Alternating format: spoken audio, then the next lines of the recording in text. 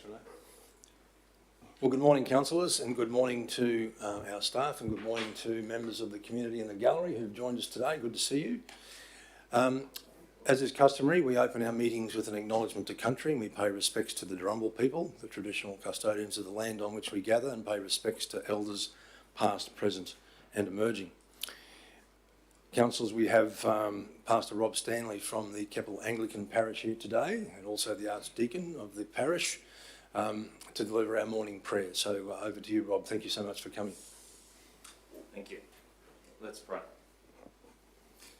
Mighty God, as always, we humble ourselves before you.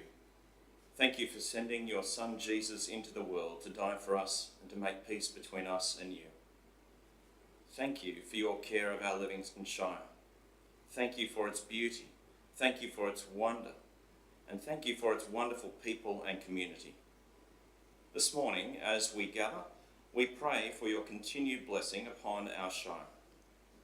Particularly today, we pray for you to be with the leaders of our Shire here in this council meeting. May you help our leaders to reach beyond themselves and seek the good of our community and its residents. May their decisions benefit even the poor, the widow and the orphan. Dear Lord, make this meeting a place of honour, truthfulness and respect. And we pray this in Jesus' name. Amen. Amen. Thank you very much, Rob.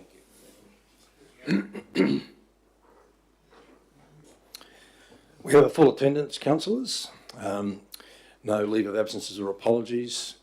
Item 4 is the confirmation of minutes of the previous meetings. So we've had minutes of the ordinary meeting from the 16th of January 2024. We'll deal with these separately.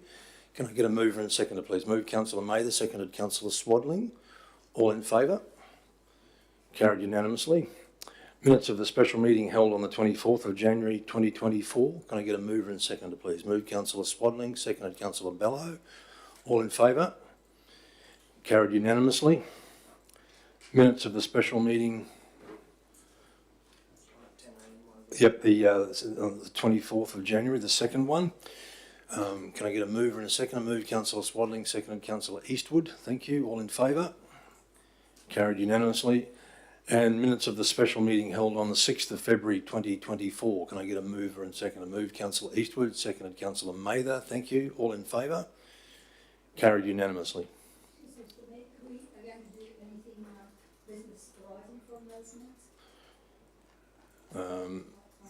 They will be covered in item 7, my understanding, Councillor Mather.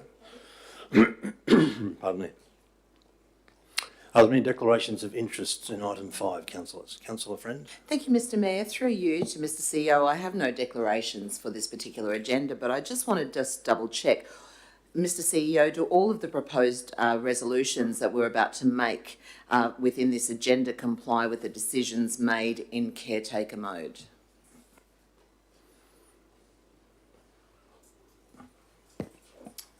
Mr Chairman, I believe so, Councillor Friend. If there's one that you had particular interest in, I'm happy to clarify specifically. No, I just wanted confirmation. Thank you. Okay. Thank you. So no declarations, Councillor Mather? No sorry. declarations, Mr Mayor. Just matters, the 2 matters that came from the previous minutes, if I may, please. We'll discuss those. We're in declaration of conflicts of interest, Councillor Mather. Do you have a conflict? No conflict. All right, we'll discuss those in business arising or outstanding. No deputation. So item 7 is business arising or outstanding from previous meetings. We have a table there of matters, councillors. Now, Councillor Mather, you had some ones you wanted to raise? I just wanted to raise 2 issues in relation to the minutes that we've actually just adopted, Mr Mayor. Mm-hmm. Just as a matter of interest, 10.1, the notice of motion for the survey for the transfer. We had there was a meeting at the park the other day, and transfer charges came up, but what he was asking was not included in the weekend. He was looking at a weekday. So I wondered if we could have revised as to what we're asking people to do a survey on, because it may not be what the public is looking for. That's all. I'm just bringing that to our attention, that what we're offering them may not be what they are looking for, and that's where we need to bridge the gap. So which item number is this, councillor? 10.1. It's on 16th a of previous 16th of January. Right, okay, thank you. And the other one too, the debt policy, 11.4 on the same meeting agenda. We're adopting the policy there. I'm just thinking if it's a good idea, we could consider this, to have any adopted policy by this table included in the minutes. So when people read the minutes, they can actually see what we're adopting, because they wouldn't see it otherwise. If it goes out for public consultation, a lot of people don't even look at it. But once we adopt it and they look at the minutes, I think, oh, I don't know if they did that. Well, we can certainly do that, councillor Mather. I just think it's a very the good debt policy, education for people. yeah, the debt policy is also available on our website for anyone to review Yeah, but as they well. wouldn't specifically go looking for it. But a lot of people just check the minutes when they want to find something out, and then they find the policy, then they look at it. All right. Otherwise, they wouldn't know. Well, I'm sure we can ask the CEO to look after that for us. That's all I have, Mr Mayor. Thank you. Thank you, councillor Mather. All right.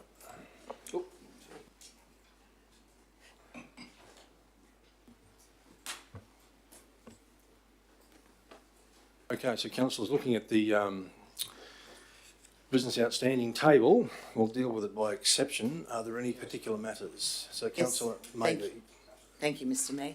sorry, yep, Yes. okay, go first. Yep. Thank you, Mr Mayor. I did have my light on. At this stage, I'd like to go backwards, because Councillor Mather brought that very good question up in relation to the survey. So point 12 and point 13 are both in relation to surveys, which will go out to the community. My first question is, when do we expect this council table to know more about what will be contained in those surveys, and when do the officers believe that this will go to the community? Thank you. And this is for 12 and 13, so 2 surveys. All right, Mr. CEO. Mr Chairman, I don't have specific dates for either, but our intention is generally to brief councillors in advance of publicly releasing surveys. We've had experiences in the past where councillors would have perhaps preferred a different wording or method of delivery of those things. So that's certainly our intention in relation to these two. So I would think the opportunities to do that this side of the election are slim.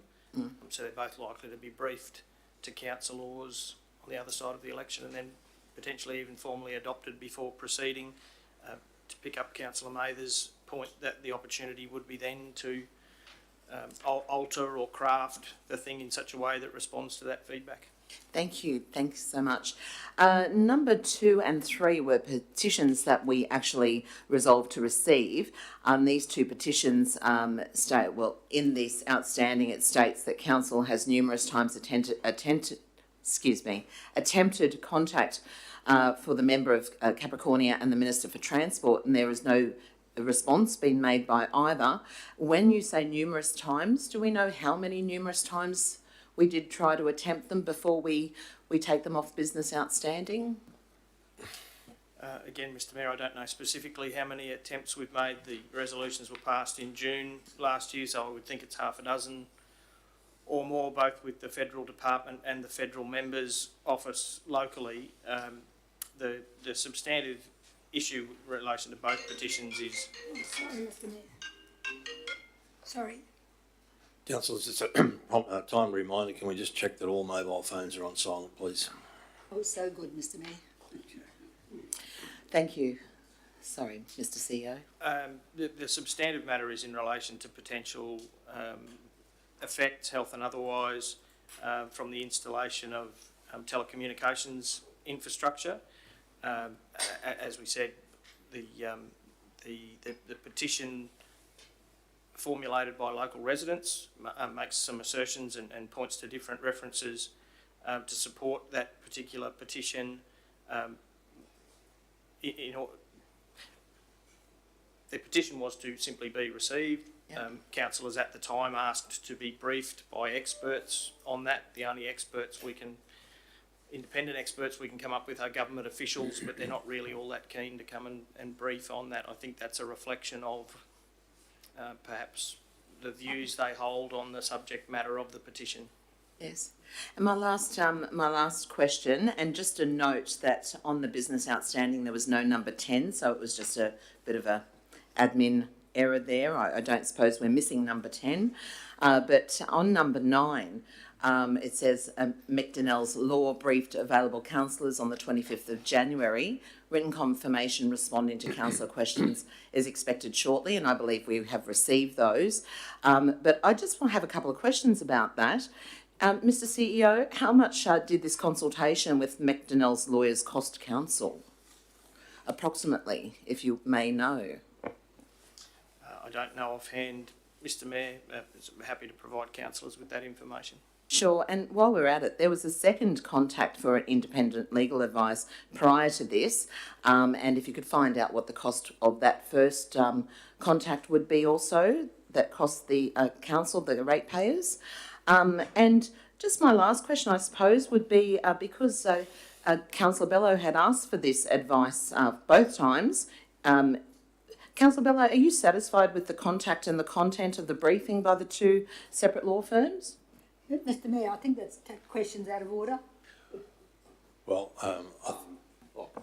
no, I think we'll actually, we're dealing with business arising at the moment, so at this point in time we might just leave that particular question until after Councillor Friend. Certainly, thank you, Mr. Mayor. Just a point to clarify, I guess, seeing as how the question was directed at me quite publicly, at what point would we deal with that answer?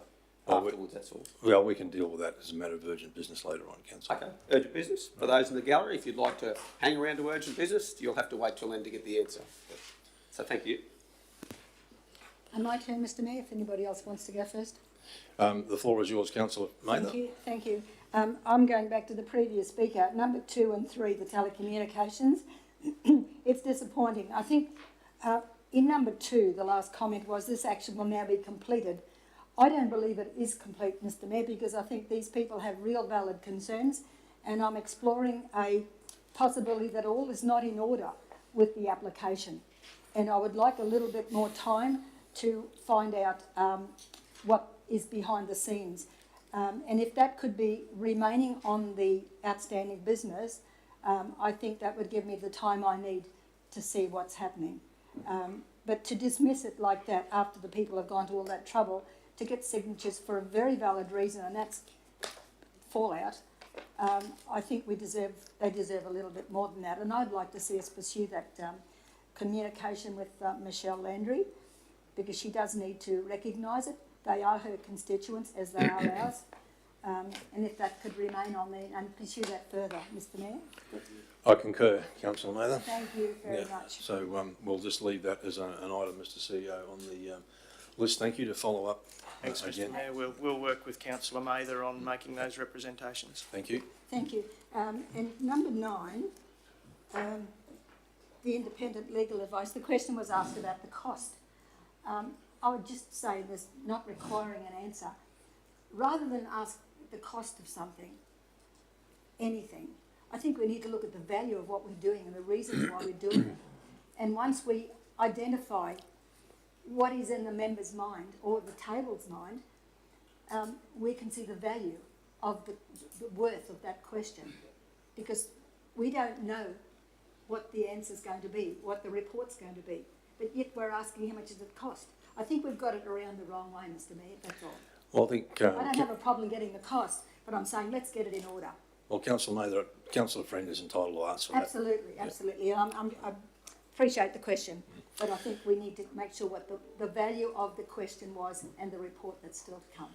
All right. Any other matters, councillors? Last one, Mr. Mayor. Yep. Budget updates. I've got a little note here for myself to be removed from the business outstanding table.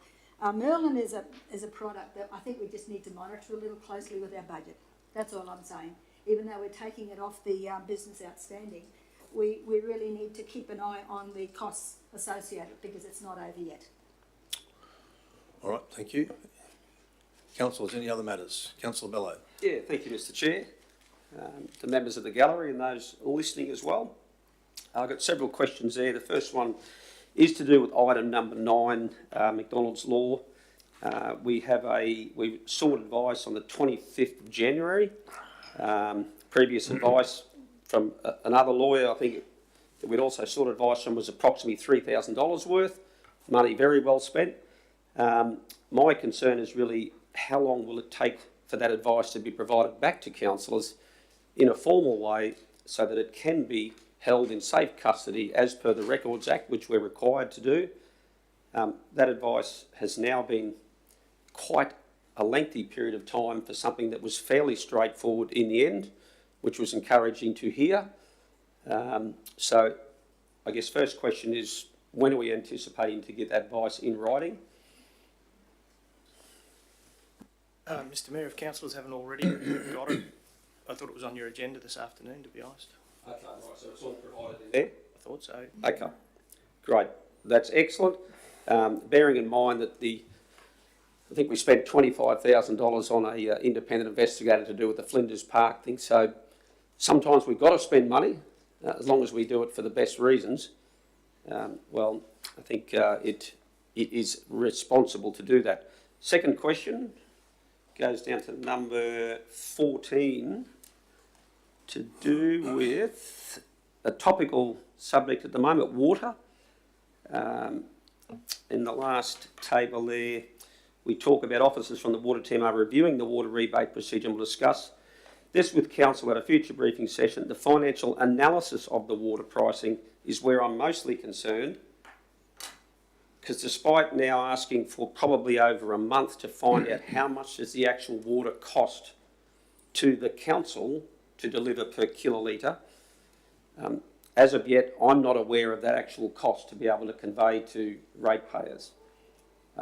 There has been some figures floated around, but I'd love to be able to receive that in writing so we can be accurate in that context.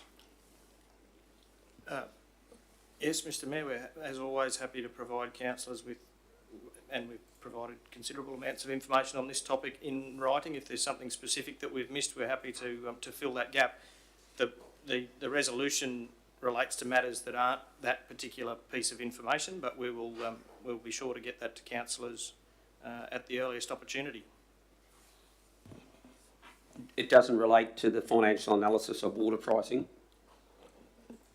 So there's two parts to this resolution. Councillors might recall that the upper part was the original, well, actually wasn't the original notice. The original notice wasn't supported on the day. There was an alternative put, which was about the water saving products and public education on things. So that's being dealt with, and that's what the commentary responds to. There was a separate request from Councillor Mather for a report on what the impact of adjusting the 15 kilolitres per quarter was, and that's been circulated to councillors by the Chief Financial Officer. In relation to Councillor Bellow's question, if we haven't responded to that specific point amongst the pages and pages of material we've provided, then we'll get that to you at the earliest opportunity. And any idea on sort of timeframes, given that it was several weeks ago we were here, we were going to commit to a public meeting at the Glenlee Park where all information would be able to be provided. Unfortunately, I had to stand up there in front of 150 people and could not provide perhaps the number one question that they wanted to ask, and that was, what does the water cost to Livingstone? So those questions would be very, very appreciated if that is at all possible. Thank you. Any other matters? Councillor Friend. Thank you, Mr Mayor. Through you, I just want to make an administration note that on number 14 it states that this was Councillor Bellow's notice of motion, but unfortunately that one was not accepted. So it states in the notes that this was Councillor Bellow, however it was my foreshadowed motion that I put forward. So how does that work through the administration? Mr Mayor, the item was Councillor Bellow's motion. As I pointed out, that wasn't supported, and these alternatives were put in its place. So historically, the title of the agenda item was Notice of Motion, Councillor Bellow, Water Charges. Yes, yes. So okay. What you say is accurate, and So the full minutes reflect that. In this summation, though, the title continues to be accurate because that was the item on the agenda at the time. Yes. The middle column is the result, is the outcome of that. We haven't put in the defeated motion just for brevity, and then there is the commentary on where we're at with that. And although it doesn't relate to the point that Councillor Bellow raises, we will certainly attend to that at the earliest opportunity. Thank you.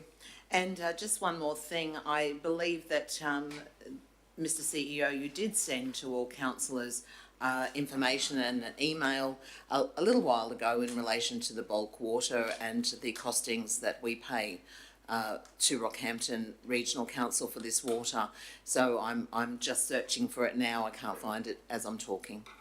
We've sent lots of information on the topic for a number of months now, in fact over a number of years now, Councillor Friend, but if we've missed the mark on a specific matter, we'll confer with Councillor Bello at the break to make sure that we get that specific response. Councillor Watson. Mr Mayor, I'm just wondering on number 15 if we've got any further with Ocean Park Avenue yet. Mr CEO.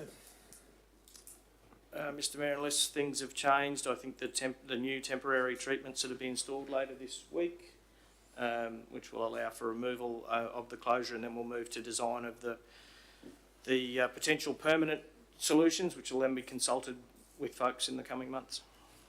Thank you. Councillor Mather. Mr Mayor, just to clarify what the CEO's just said, could he get that confirmed by the manager to let people know? We need to let them know that where we're at. Can we just get that confirmed, even though he's shaking his head? Thank you. Despite distractions, yes, we'll actually do that, Councillor Mather. Yeah, thank you. I do have one last one, Mr Mayor. Councillor Bello raised the number 9 before and asked the question about McDonald's law brief and when we would be likely to expect a reply. The CEO commented that we have that in the agenda. It makes no reference to McDonald. It just puts out the questions that were asked by the member, but it makes no reference to McDonald or when we are likely to receive that written reply. If councillors don't have it already, Councillor Mather, I'll get it in your hands momentarily. Yeah, well, I haven't seen it either, Mr. Sure. CEO. Thank you. It has been circulated, Councillor, because Yeah, I recall having read it. Yeah. Okay, thank you.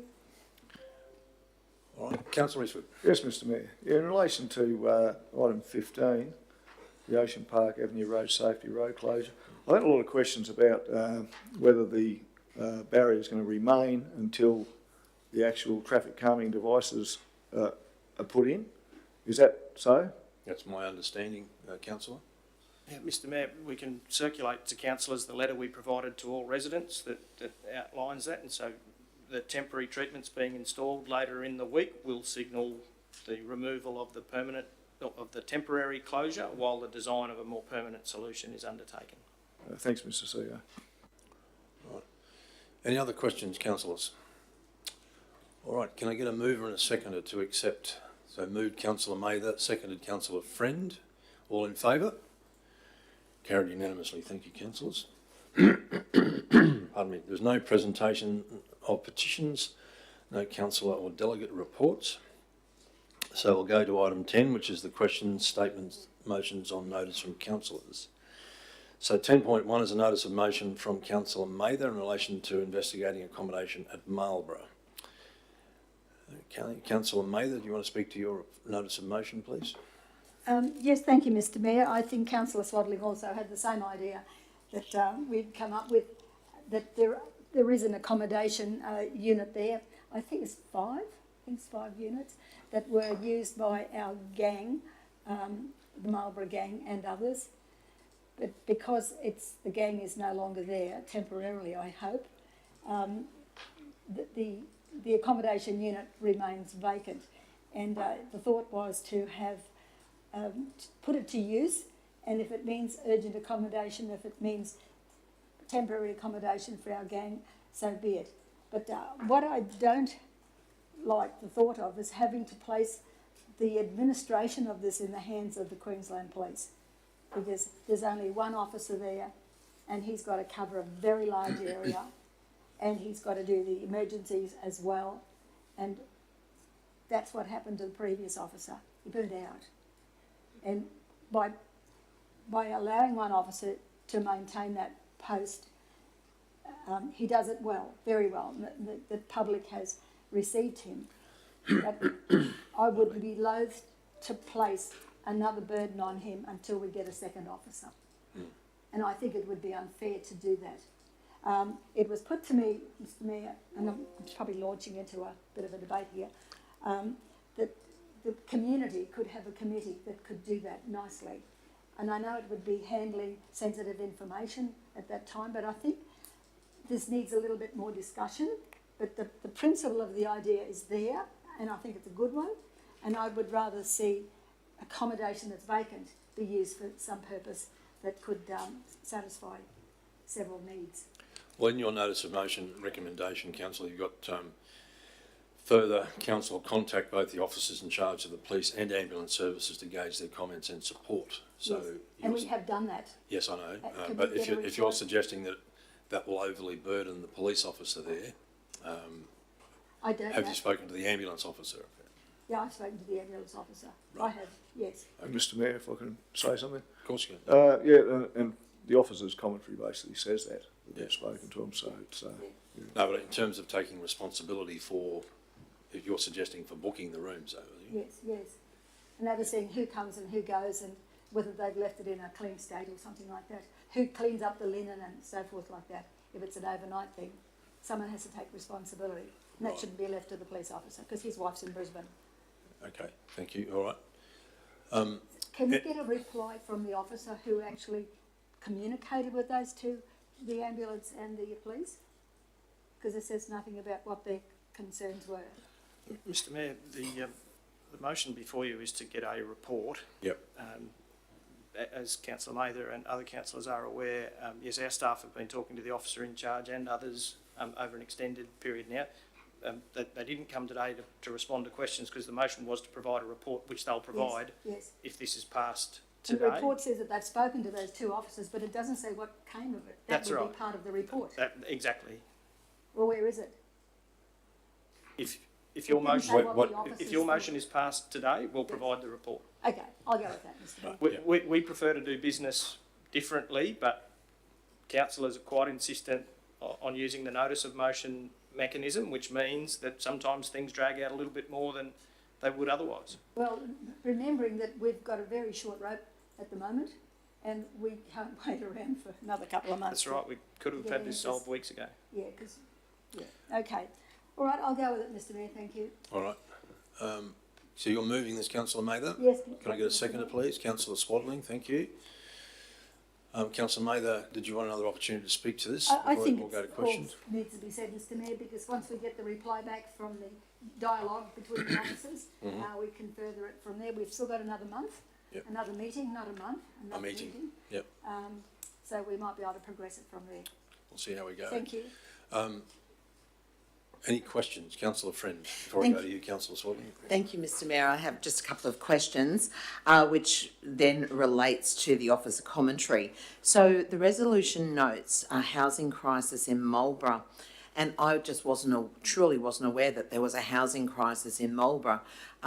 Is there data or how is that noted that there's a housing crisis? Councillor Mather. I go up there and talk to the people, all the people. Right, okay, and it's also noted in the background as well, councillor background, that these rooms would be suitable for housing those impacted by domestic violence, and sometimes those people who are, or women and also men impacted by domestic violence have children with them. Are these rooms suitable for a small family if need be? Oh, was that question? Councillor Friend, perhaps that might be a subject of discussion that will come out in the report. The report, okay. It might be something that Councillor Mather is not quite across. Oh, With certainly. respect to Councillor Mather. Yeah. Mr Mayor, I'm open to all sorts of possibilities. I don't have that information. We haven't gone down the track far enough to ask that information. Well, that's what I suggest. The report will bring that out, hopefully. Absolutely, Yeah. Mr Mayor. And I suppose my last question, the report may also bring this out as well, but, and it was brought up earlier that in the officer commentary, it quite clearly states that the initial indications are that police would not assume such a role directly. And I wondered how this would work. Councillor Mather mentioned a committee made up of people within the community. So I imagine that that would come out within the report if that was a possibility, because if people in the community are dealing with domestic violence cases and emergency accommodation, then that would all be in the report. I would assume so, Councillor Mather. Councillor Friend, I beg your pardon. Thank you. I'm sure the CEO's taken that on board. Yes, Mr Mayor, it wasn't myself that came up with the committee, it was the people themselves that came up with it. Indeed, all right. So Councillor Swallow, do you want to speak to the... Yeah, I do. Pardon me. I think the idea is a great idea. I mean, currently up there, and I'll, in my capacity as a councillor, moving through that area, speaking to a lot of the people up there in relation to housing issues, but also the issues of what happens when there is an incident up there and where people can go. I think this is a great facility that can be utilised not only by police, the community, but also the emergency services that they have in the area, that as well to continue to deliver the services they can deliver in times of need and when and if they're required. But I imagine the report will go into some of the complexities around that and what it can be utilised for and how it can be serviced in the future. So, yep, so that's my spin on what I believe, and yeah, thank you. All right. All right, so we've got a mover and a second. Anyone speaking against? All right, happy to go to the vote on this one, councillors? All right, so we've got a mover, Councillor Mather, seconded Councillor Swadling. Did you want to close, Councillor Mather? No need, Mr Mayor, I think everybody's got the right idea. All right. So those in favour? Carried unanimously, thank you. 10.2 is a notice of motion from myself in relation to formalised car parking on Vinnie Jones Drive at Roslyn. Councillors, you recall last meeting, I think it was, Councillor Watson presented the petition signed by how many people, Councillor Watson? Yep. Which obviously indicated a strong level of support for upgrade of that particular entrance into what is not only a beautiful marina, but also the gateway to the Keppels and one of our premier, or the premier tourist destination in the Shire at this point. So this particular notice of motion just seeks council support in that this be considered in the 2024 or 2025-26 capital works program, because I think this is a particularly important piece of work to do, because people coming to our Shire automatically get drawn to either the marina or a trip to Great Keppel Island, and it's been suggested by the petitioners and also a number of business owners along that particular stretch of road that it could be improved to make it much more of a showcase. Mr Mayor, can I second that? Of course you can. All right. So moved myself, seconded Councillor Watson. Anyone speaking against? Councillor Not Mather? against, Mr Mayor, just for, after you. Thank you. All right. Anyone else wish to speak to the notice of motion before we go to a vote? Councillor Eastwood. I'll speak to it, Mr Mayor. Fair, please. Yeah, look, it's actually a bit of a disgrace there at the moment. When you think that it is the gateway to our harbour, and just the way that the grass is, the dunes are, we could offer so much more protection for that dunal area, as well as having a much tidier roadway. And it beats me why we did the other end first. But anyway, we've learned from that and we'll complete this, and hopefully it will just make that area and entrance to the Keppel Islands just so much more beautiful. Thank you, Councillor Eastwood. Anyone else? Councillor Friend? I'm speaking for, but first and foremost, I'd like to commend you, Mr Mayor, for bringing this forward. And mostly I'd like to commend Councillor Watson for his hard work in obtaining 500 plus signatures for people who are very, very proud of our community and want to see it enhanced and with easier parking as well along that area. So it's been a long time coming and I think it's a great thing. Thank you. Thanks, Councillor Friend. Anyone else wish to speak to the motion? Councillor Mather? Yes, Mr Mayor, I just said before that I just wanted to say something in favour of it. All comments are well received. It is a disgrace, but that would depend on what our budget allocation is for the outside staff to be able to do a better job. Because we have so many needs in our Shire and we have to prioritise all of them, and there's just not enough money to go around all of them. And we can lumber everybody up with debt, But we've got to be honest with them and say, look, this is what we can afford, and we'll have to do it in order.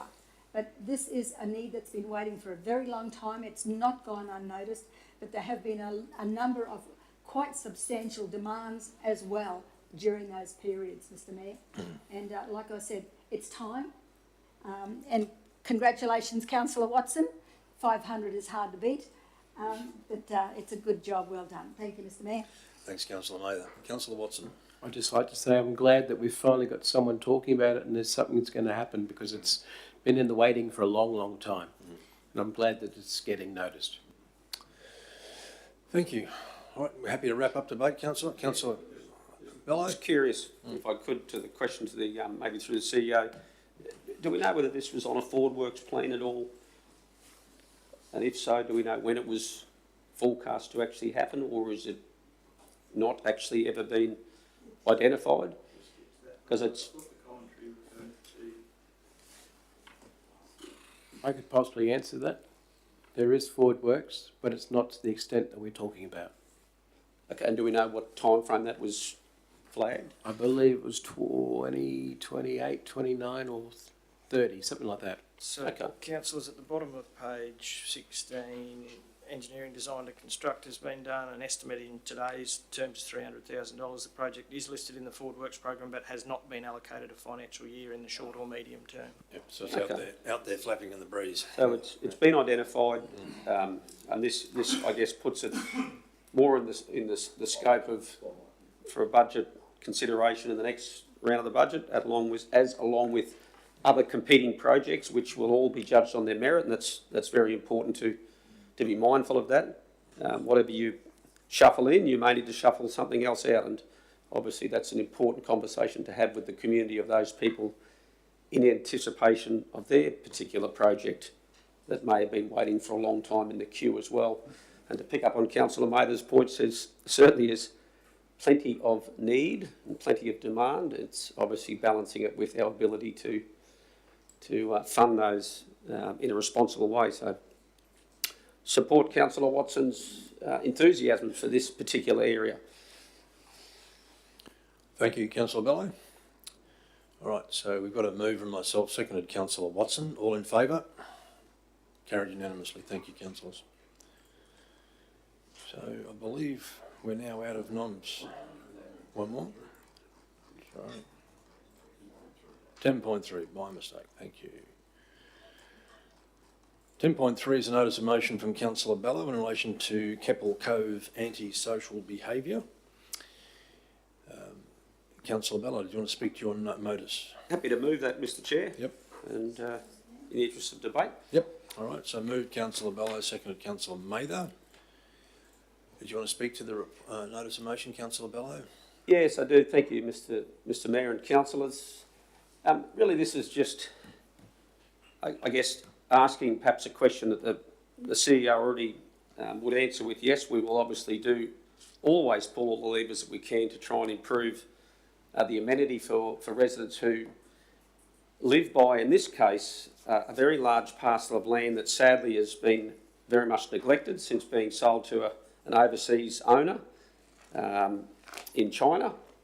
And sadly, that landholder is fairly absent in terms of managing that private land, which is down at Zilsey Cove, which is basically divides a fairly large urban community of about 300 houses with the beach. And the activity that goes on there at times is rather disturbing to many residents who live there, who are just asking council to be constantly vigilant about the behaviour that goes on there, whether it be the overgrown vegetation that occurs on the back of the fence lines. In past, there's been slashing done when there was a maintenance man there. Sadly, that drops off. Things like that. We know that council monitor overgrown allotments in our communities. If they get over a certain height, they send notices to the landholders. If you don't mow that within 2-3 weeks, we'll go in, then we'll charge you. That happens on a regular basis for good reason. For hazard reduction of vegetation, those actions of council also occur. If we look down at the back of Statue Bay, there's a rural land parcel that backs onto the urban community. Sometimes that landholder does not manage that vegetation well, and the property owners contact us and we go down there, sure enough there's 12-foot high guinea grass up against the back of a fence. That worries those people enormously. Council contact them. If they don't do it, council goes in and runs a slash of 1 or 2 wits that gives some relief. We have a large contingent who believe that it's okay to ride motorbikes in there and then ride down onto the dunes and onto the beach. We've had a blocking of a waterway there which has previously been unblocked but has since been refilled back in and driven over for access, for convenience. There's a whole range of things there that, yes, some of those aspects are out of the scope of the council to deal with. But council is still central to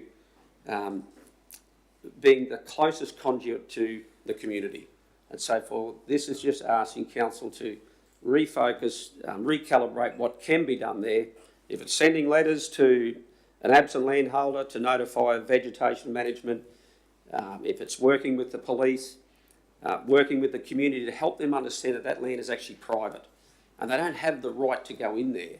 They don't have the approval of the landholder, and you run four-wheel drives in there and drag mud out there onto the street. Council's street sweeper has to go in there and sweep up the streets. It all adds to a burden on council and ultimately a burden on the community.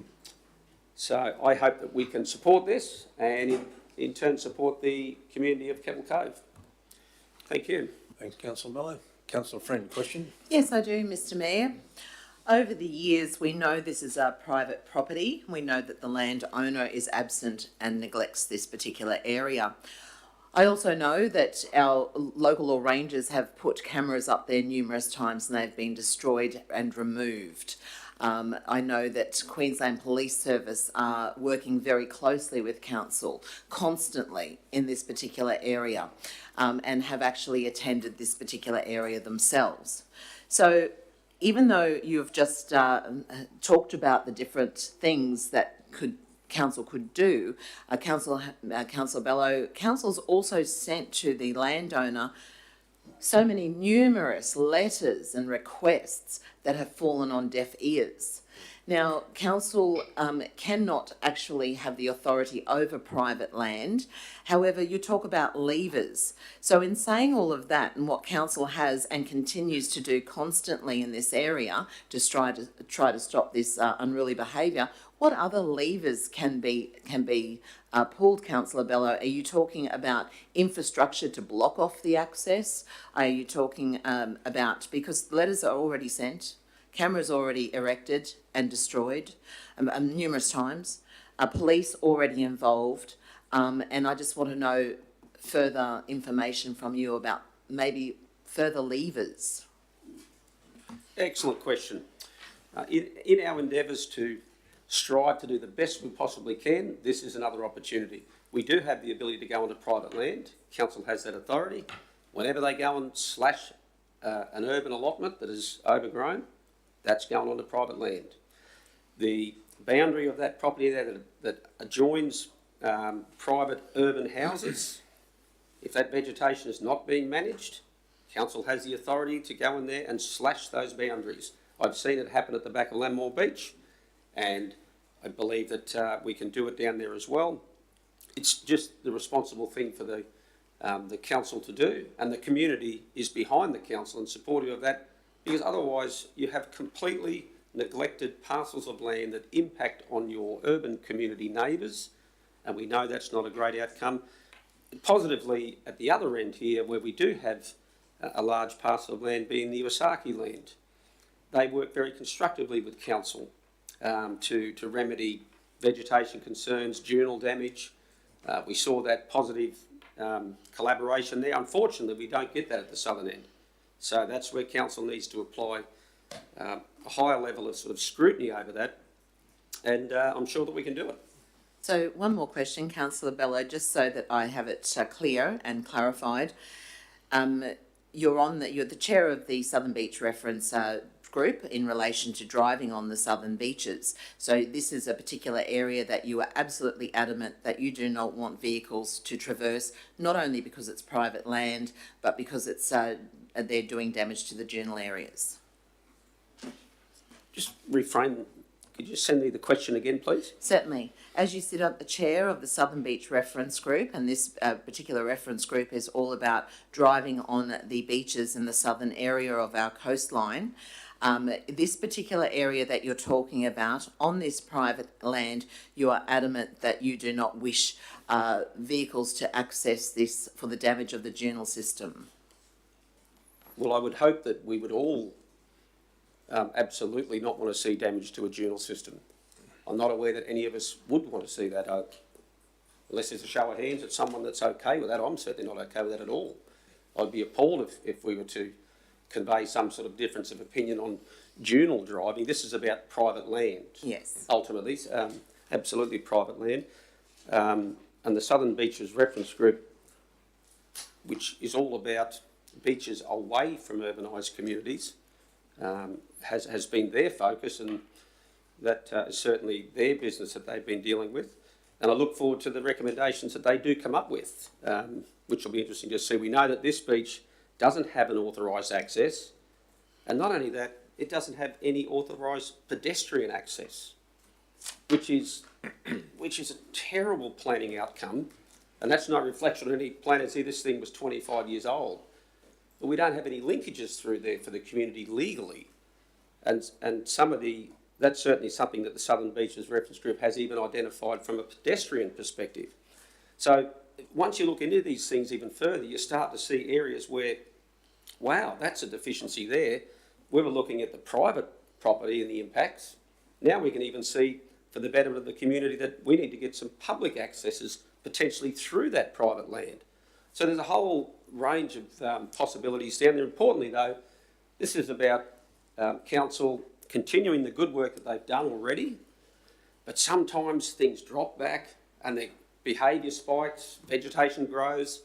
I can recall talking a number of years ago with our local law staff about identifying repeat offenders, for want of a better word, who constantly neglect their vegetation management responsibilities.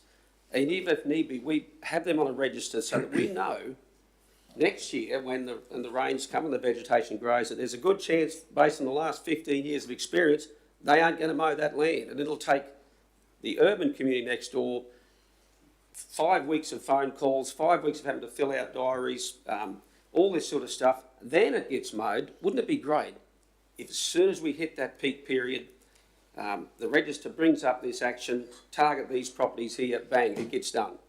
That's the kind of thing that, they're the sort of levers we can pull. Certainly. Thank you. Councillor Bello, you've got here, council pull every lever within their authority to support law-abiding locals, which we all do, and none of us at this table want the dural system destroyed whatsoever. So I agree with you there that none of us want that. Who are constantly impacted by absent landowners in action. So council are already pulling all of these levers. Would you prefer a wording such as bring a report back with innovative solutions? Because they're already pulling all of these levers. I don't really mind how we want to play around with the wording. If it achieves the outcome that we raise the importance and the relevance that you get spikes in activity that occur, and you know, from that action we need to react, and that's what this is about. So sure. And happy to tinker with the wording. Councillor Friend, sorry to interrupt you. I'm just, rather than bringing a report back, I was going to ask Councillor Bello if he might actually consider rewording, instead of saying council pull every lever, that council continues to work collaboratively with the community and within their authority to support law-abiding locals who are constantly impacted by absent landholders' inaction. Rather than bring a report back, which I'm not sure the report's going to tell us anything that we don't already know, we actually just commit to continue working collaboratively with the community around Keppel Cove to try and address these issues. Thank you, Mr Mayor. Yes. Councillor Bello? Just... Yeah, no, based upon seeing the change there, I don't believe I'd have an issue with that. Renee, it says council continues to work collaboratively with the community and within their authority, or within its authority,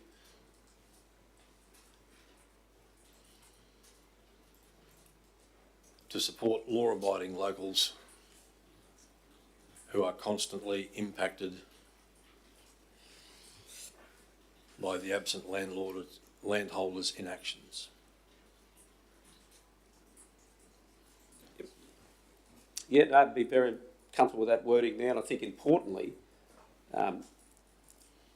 this is about illegal activity that's occurring on private land, but some people down there don't even know that their kids riding the YZ250 and at 4 o'clock in the afternoon is actually illegal. So working with that community to help them understand those facts, I guess, would be a positive step forward. And I think, again, it's your motion, Councillor Belly, but the wording with the word continues, I think, is important, because we have been working with a number of community groups and members down there, and I think it's important to reflect that within the notice of motion. Yeah, no, the only thing is it's a bit like when the police do a random breath test or something. They're always doing it, but it's recognising your peak periods, whether it be Easter, they have to increase that. We're seeing a spike in there the last 3 to 4 months, so therefore it'd be understandable that more focus is put on there, and that's why I guess continuing is a good word, but it also it needs to respond, when the need is there at a heightened level. Yep. All right, thank you. Any other questions, Councillor Maynard? Yes, I have a question and a couple of statements, Mr. Mayor. The absent landowner, what's happening with him? I mean, we're just going to let him sit there and let the grass grow and let people run over his land and we take responsibility? Well, no, we don't. We can't take responsibility, Councillor Maynard, because What it's we are, privately because owned we're land. talking about what we're going to do to stop it. Within our authority. Yes, That's right. yes, yes. Now, there's the particular landowner that's been raised today is represented by a law firm in Sydney. Now, I'm aware of at least half a dozen pieces of correspondence that have gone to that particular firm, and in recent times, Mr. CEO, the silence has been deafening, as I understand it. No. Mr. Mayor, I'd like, when we go into closed session, I'd like to just bring up a couple of things there in relation to this one as to what we can do. Well, it's not on the agenda, Councillor Maynard. No, I know that. I know that, but yeah. But This is on the agenda. It's just a transfer into the committee. yeah, all right. It's just a way we can go about it. What I did want to say is, while we're looking at trying to resolve the concerns of the residents in Keppel Cove and areas, I'm doing just that with Keppel Sands at the moment, because I'm dealing with a representative of a number of people who actually sent me an A4 page with dot points of all the things that they need to have done or they'd like to see done. Yeah. And I've dissected those and farmed them out, and pursuing that as All right, well, can we deal with this one at the moment? Yeah, I'm just saying that there's no reason why we can't do that, because Councillor Mello identified a number of areas like growing grass and footpaths and things like that, and that can be used in the same model, because it's the same, just a duplicate. All right, thank you, Councillor. Councillor Watson. Mr. Mayor, I've heard that they went into receivership. Is that correct? The Chinese consortium or whatever they are? I believe it's listed as a on the receivership list. Yes, register. Yeah. All right, Councillor Eastwood. I just had a question for the CEO, Mr. Mayor, in relation to the unresponsiveness of the lawyer for the landowner. I just wondered whether our lawyers might be able to pen a letter that might hold a little bit more weight than coming directly from council.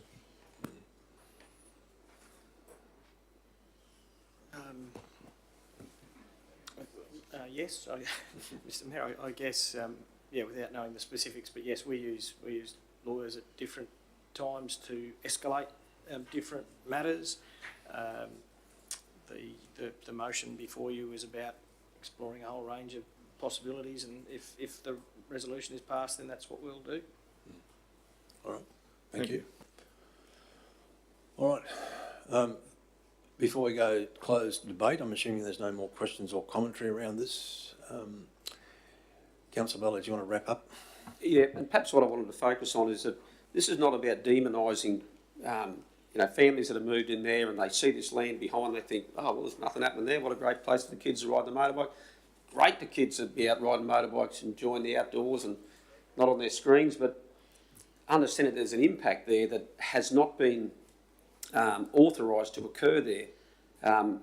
And perhaps it also helps us understand perhaps a deficiency in that southern end of the coast. We have council land, a motocross club up here out here at Keppel Coast Dirt Bike Club. They have a great facility there up at this end of the coast, and perhaps it's somewhere for our officers within those other departments to say, well, hey, if there's such a growing community there, which there is, and not just at Keppel Cove but also Emu Park, is there perhaps council land in there somewhere that we may be able to start to flag the possibility of some sort of a motocross track or whatever would be fit for purpose down the southern end there. So I guess it's exciting to see that, yeah, we have a problem, but we don't want to go out there and demonise people at all. We just want to help them understand that this is actually not suitable and not appropriate. However, maybe let's get together with that community and identify some of those potential where we could see a legitimate use of that to accommodate for those many families that are moving here. And that could be a great outcome for everybody all round. Thank you. Thank you. All right, we'll close debate. Councillors, got a mover, Councillor Bello, seconded Councillor Mather. Those in favour? Carried unanimously. Thank you, councillors. All right, we're on to item 11, which is the reports. 11.1 is the development application for a development permit for reconfiguring a lot 1 into 5 at 981 Tamby Road. Welcome to the table, Brendan and Tammy. The floor is yours, folks.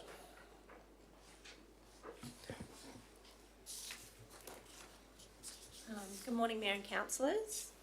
So this is a development application for reconfiguring one lot into 5 lots and access easement at 981 Tamby Road.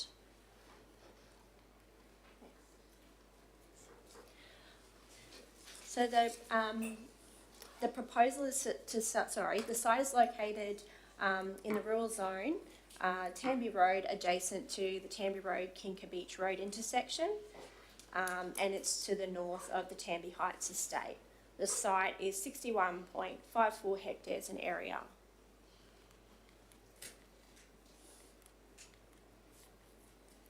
So the proposal is to subdivide the site into 5 lots with sizes ranging between 10 hectares and 18 hectares. The existing dwelling house and associated sheds and access will be retained within proposed lot 4. Lots 1, 2, 3 and 5 are proposed to be accessed via a new access easement, and the location is from Kinka Beach Road. So if you'd like me to just explain, this existing access will be retained to the existing dwelling house, and a new access will be is proposed from Kinka Beach Road, which with access easements to access lots 1, 2, 3 and 5. The proposal plan includes indicative building location envelopes, so that's just indicative areas where future dwellings may be located. A covenant is also proposed within the northeastern corner and extends over lots 2 and 3, and it's just in this area in the northeast. So there's a number of overlays over the site. I've got a couple of slides, so I'll just step through them. So the northeastern corner of the lot adjoins the Causeway Lake Conservation Park. It's identified as flood hazard, storm tide, erosion prone, and also contains mapped wetlands. These areas are mapped within proposed lots 2 and 3 and generally maintained within the proposed covenant. However, a portion of the wetland mapping is not included within the extent of the covenant, and that is, you can see in this area, it is not located within the proposed area of covenant.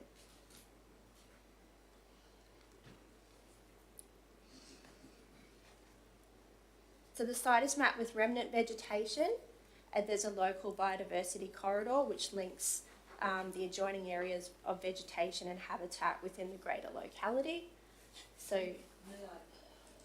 Mr Mayor, while we're talking about this, and I'm sorry to interrupt you, Tammy, could you please point out where the overlay actually is on this map for the local biodiversity corridor? Yes, councillor, this is the local biodiversity corridor. Yeah. So it's an indicative line, and it essentially maps areas of significant vegetation. Thank you. If it was to go ahead and houses put in that, it wouldn't make any difference in the corridor with the going through, would it? They're not going to. I mean, like. Councillor Watson, sorry, can we maybe let the officer present the report, and then we'll do it at the end, okay? Yeah. The site is also mapped bushfire hazard over the entirety of the site. There is some landslide hazard and scenic amenity which is generally within proposed lot 4 surrounding the existing dwelling house. There is a small portion of landslide hazard within proposed lot 4. So just to step you through the key assessment considerations. So the lot is currently 61.54 hectares. And it's already below the minimum lot size of 150 hectares for the rural zone. The proposal the application proposes to result in lots ranging between 10 and 18 hectares, which is significantly less than the minimum lot size of 150 hectares, and it's inconsistent with the rural zone outside of the Capricorn Coast Rural Precinct. The site is partially mapped as having good agricultural land, and subdivision of the site would further reduce sustainable agricultural capabilities for the site. The site is identified as containing environmental features, so that includes the wetlands and forms part of a greater biodiversity corridor. The site is also affected by hazards including bushfire, storm tide hazard, erosion prone land, flood hazard and landslide hazard.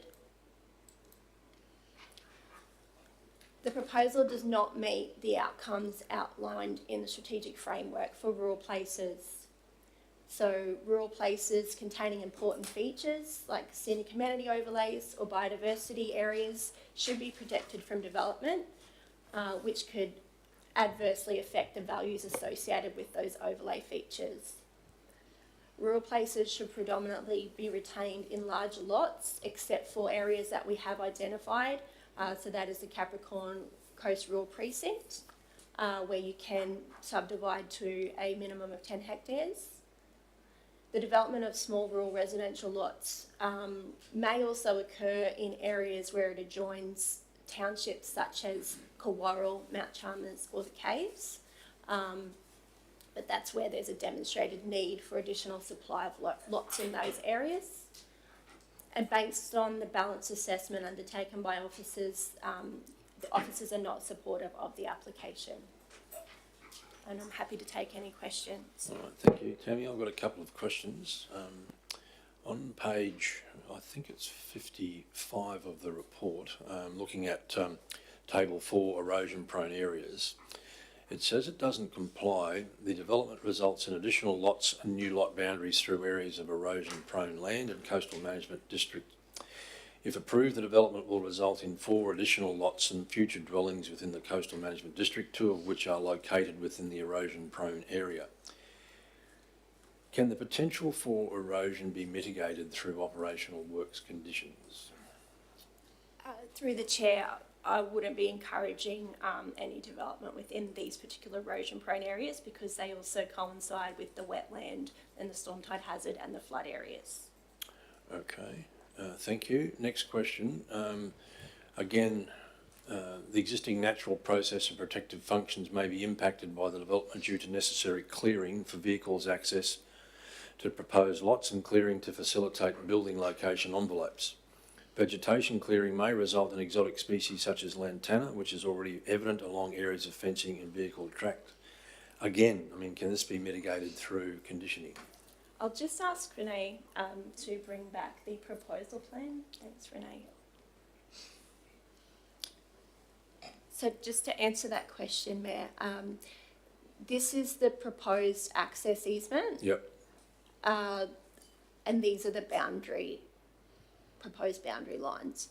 you would expect that if we were to support a subdivision, there'd be creation of a significant access and fencing, clearing for fencing, clearing for the access.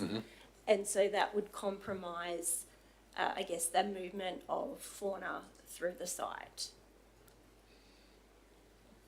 Okay.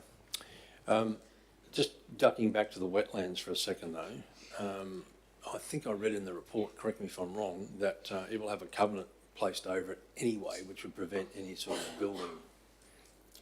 Through the chair, that's correct. So the covenant, we could incur some conditions with restrictions within the covenant. Right, okay, thank you. And I read somewhere that in the report that the land is not really suitable for agricultural pursuits anyway. So I guess what I'm questioning is it's not anything to do with your work. It is more to do with the planning scheme itself. The zoning rural in this area is a little bit anomalous in my sense, in my view, because if the land's not actually able to be used for agriculture or effectively for grazing, then I just question its category as a rural zone, that's all. Yeah. All right. Sorry, Tam, you want to respond to that? Oh, sorry, would you like me to respond? No, it's to okay. that? I was just making a comment, that was all. So anyway, that's it from me. Councillor Friend. Thank you, Mr Mayor.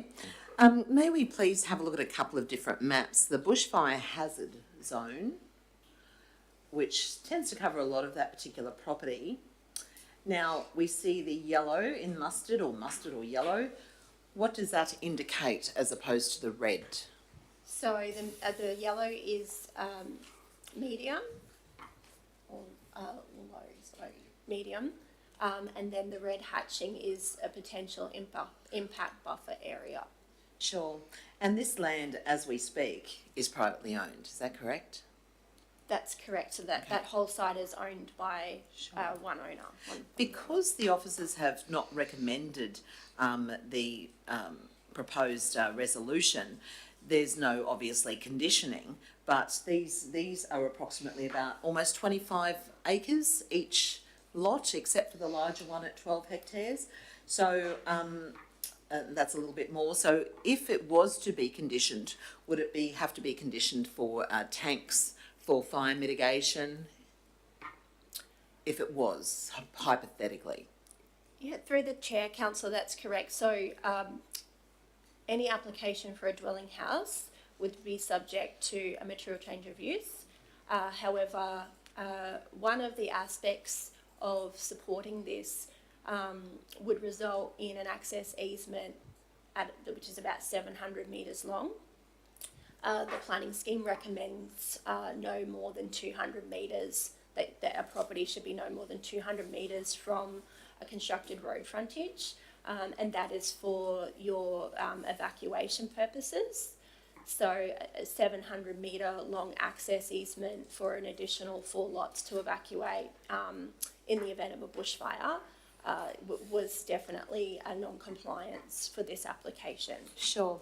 We talk about the biodiversity corridor, and I'm all for that. And of course, you know, my portfolio that I've learnt a lot about in the last 4 years is environment, so the wetlands themselves.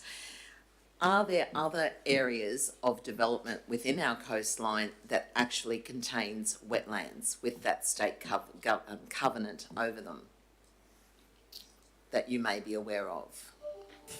Or does this set a precedent? Generally, council would only require covenants when there is a proposed development. So there may be areas of wetlands that are not protected by a covenant. There may be areas that are protected by a covenant because of subdivision.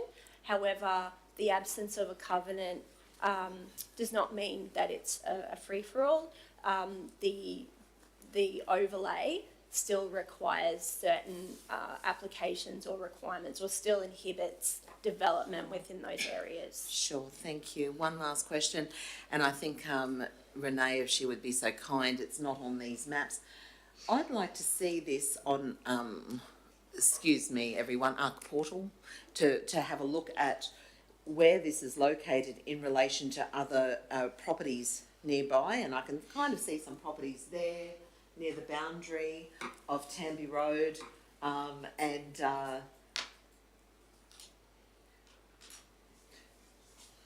there is a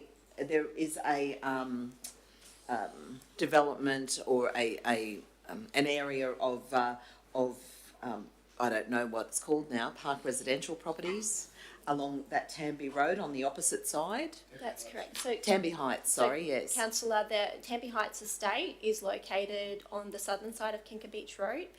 That area is actually zoned rural residential, and Tamby Heights estate is within a park residential precinct. Sure. Those sites, it is a different development. It was a different land, different biodiversity aspects. So there's no wetland, storm tide hazard, flood.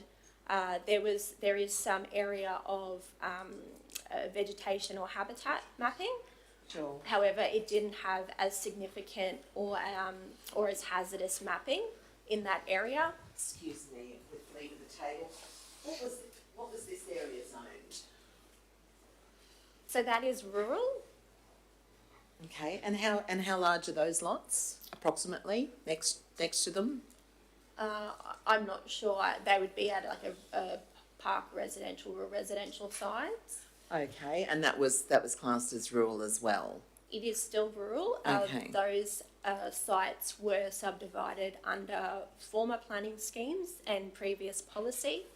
So there's been a policy shift both with the state and with the Livingstone planning scheme that we currently have to maintain our rural areas in larger sizes to protect the fragmentation of rural activities, of rural sites to maintain the opportunity for rural activities in those areas. I understand that. I'm just looking at those smaller properties that were once classed as rural, and then we've got 5 lots proposed, and with a minimum of almost 25 acres each, except for that larger lot. And it just, I get the planning scheme change. I just don't understand the whether it's equitable or not at this time. So thank you very much for answering my questions. Councillor Watson. Can I just ask a bit more about the tidal situation you have? Because I'm 99% sure, because I used to play around that area when I was a kid. Not all of it, but parts of it. Sorry? Oh, no, I am. And I can't ever remember king tides getting anywhere near this land, and I don't understand how you got a tidal issue there. Because, I mean, king tides are 5.2 metres, stuff like that, and they all have to come up through the causeway to get there. And I can't see that area ever getting covered in tidal areas, things. So I don't understand why it's coming into this. Through the chair, that is what the mapping indicates. I haven't. Yeah, there's storm tide. We also have to make provision for storm tide. So that's, I guess, where you have a defined flood event and then like another catastrophic event, which would likely increase wave run up, etc. Chances of that is pretty remote, though. You'd have to admit. No, I know, but what I'm trying to get across. To be fair to the officers, though, Councillor Watson, they've got to take that into consideration. I do understand that, but what I'm trying to say is I don't understand why it's been brought into it when really the chances of them getting wet feet is so remote, seeing it's almost on the side of a hill.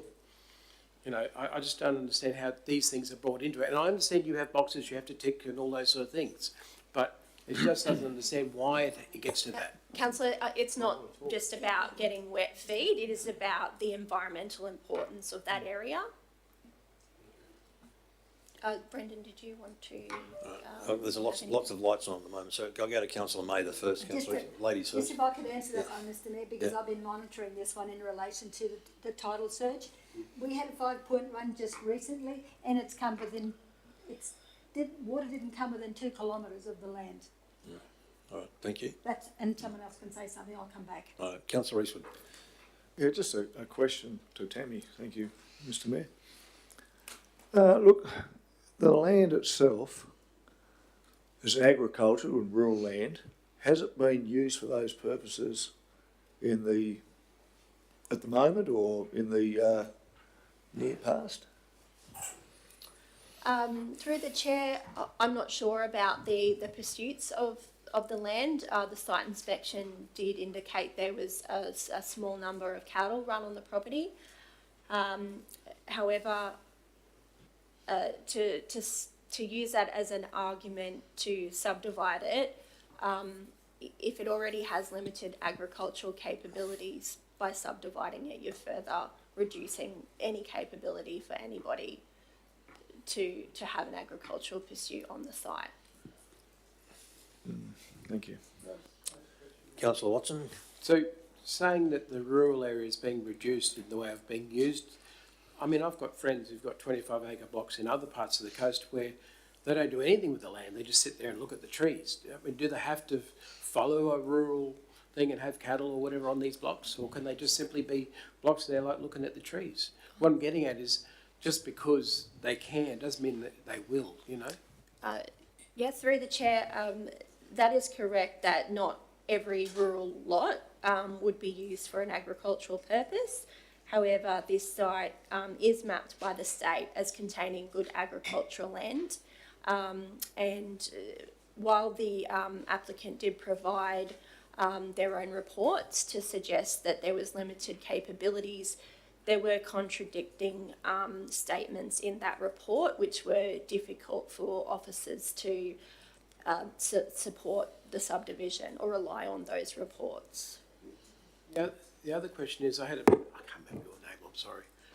Brendan. There was a meeting I had with Brendan and Mr. Abbott's a couple of weeks back, and talked about the fence lines, was where the current fence lines is where the blocks are being made up for.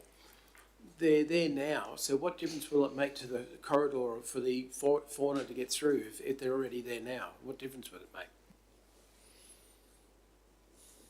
Through the chair, I guess fence lines are just one aspect of fragmenting that corridor, except there is some fence lines there now, but I think as Tammy touched on in her report, it's increased human activity, it's building envelopes, it's additional clearing for bushfire mitigation. So accepting there is some fence lines there, the purpose of a corridor is not to potentially worsen what's already not an ideal scenario potentially.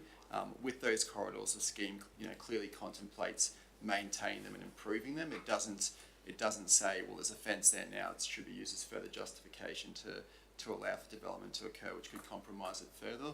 And I guess just as a few side comments is that from that, some of these issues around bushfire and storm tide hazard, they're probably biodiversity. They're probably secondary issues.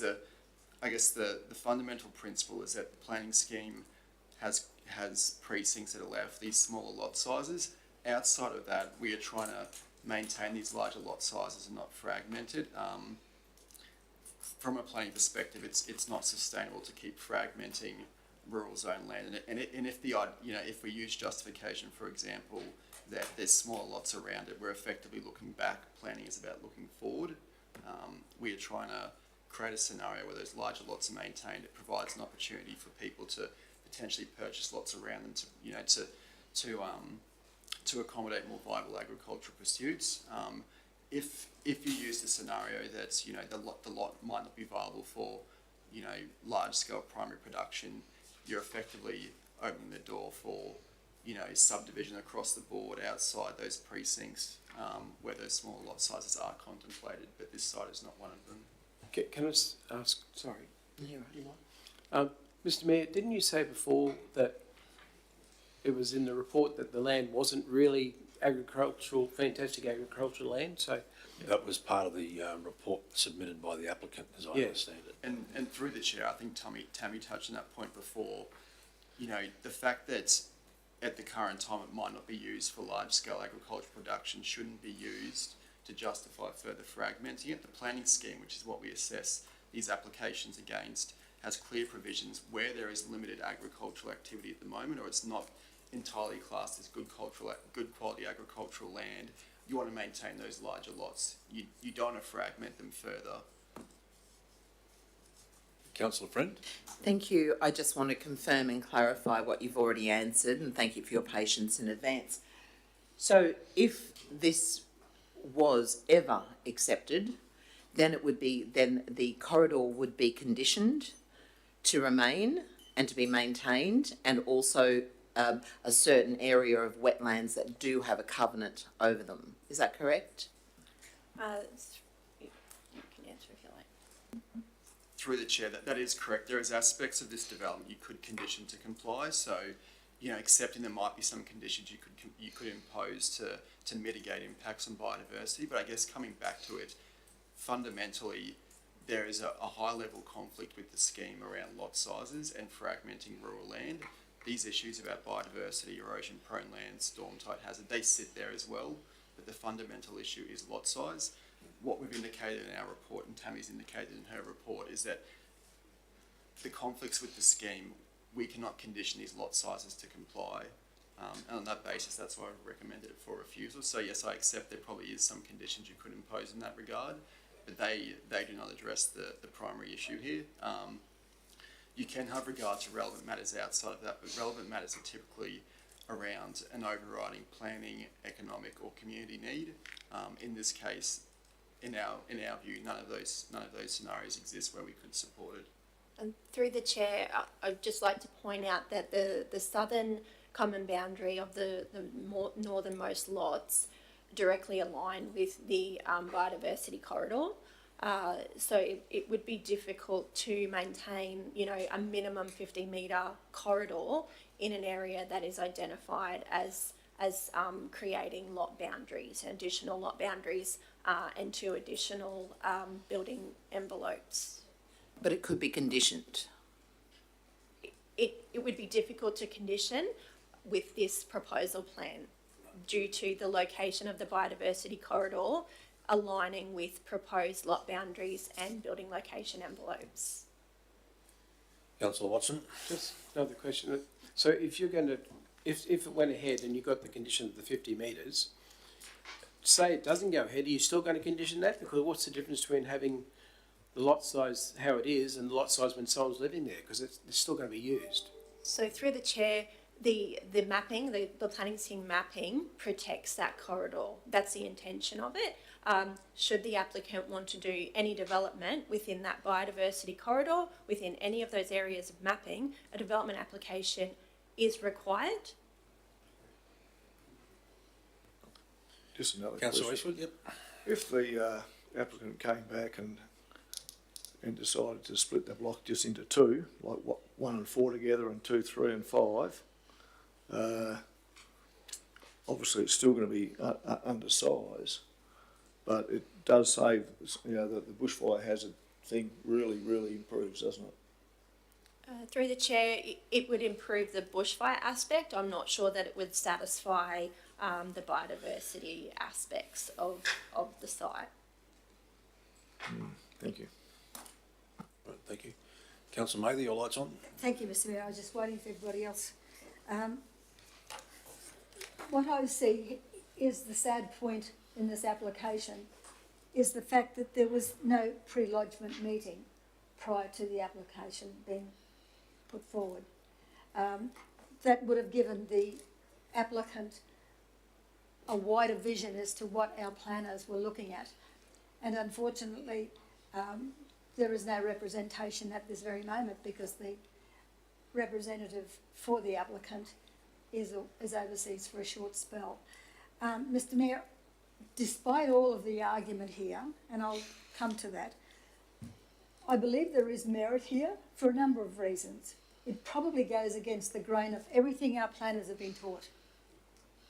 But we've got to look at the best use of our land for our shire. I believe it has merit, and I even went as far as to say that I feel that I'd like to bring an alternative motion to the table, one to approve with conditions.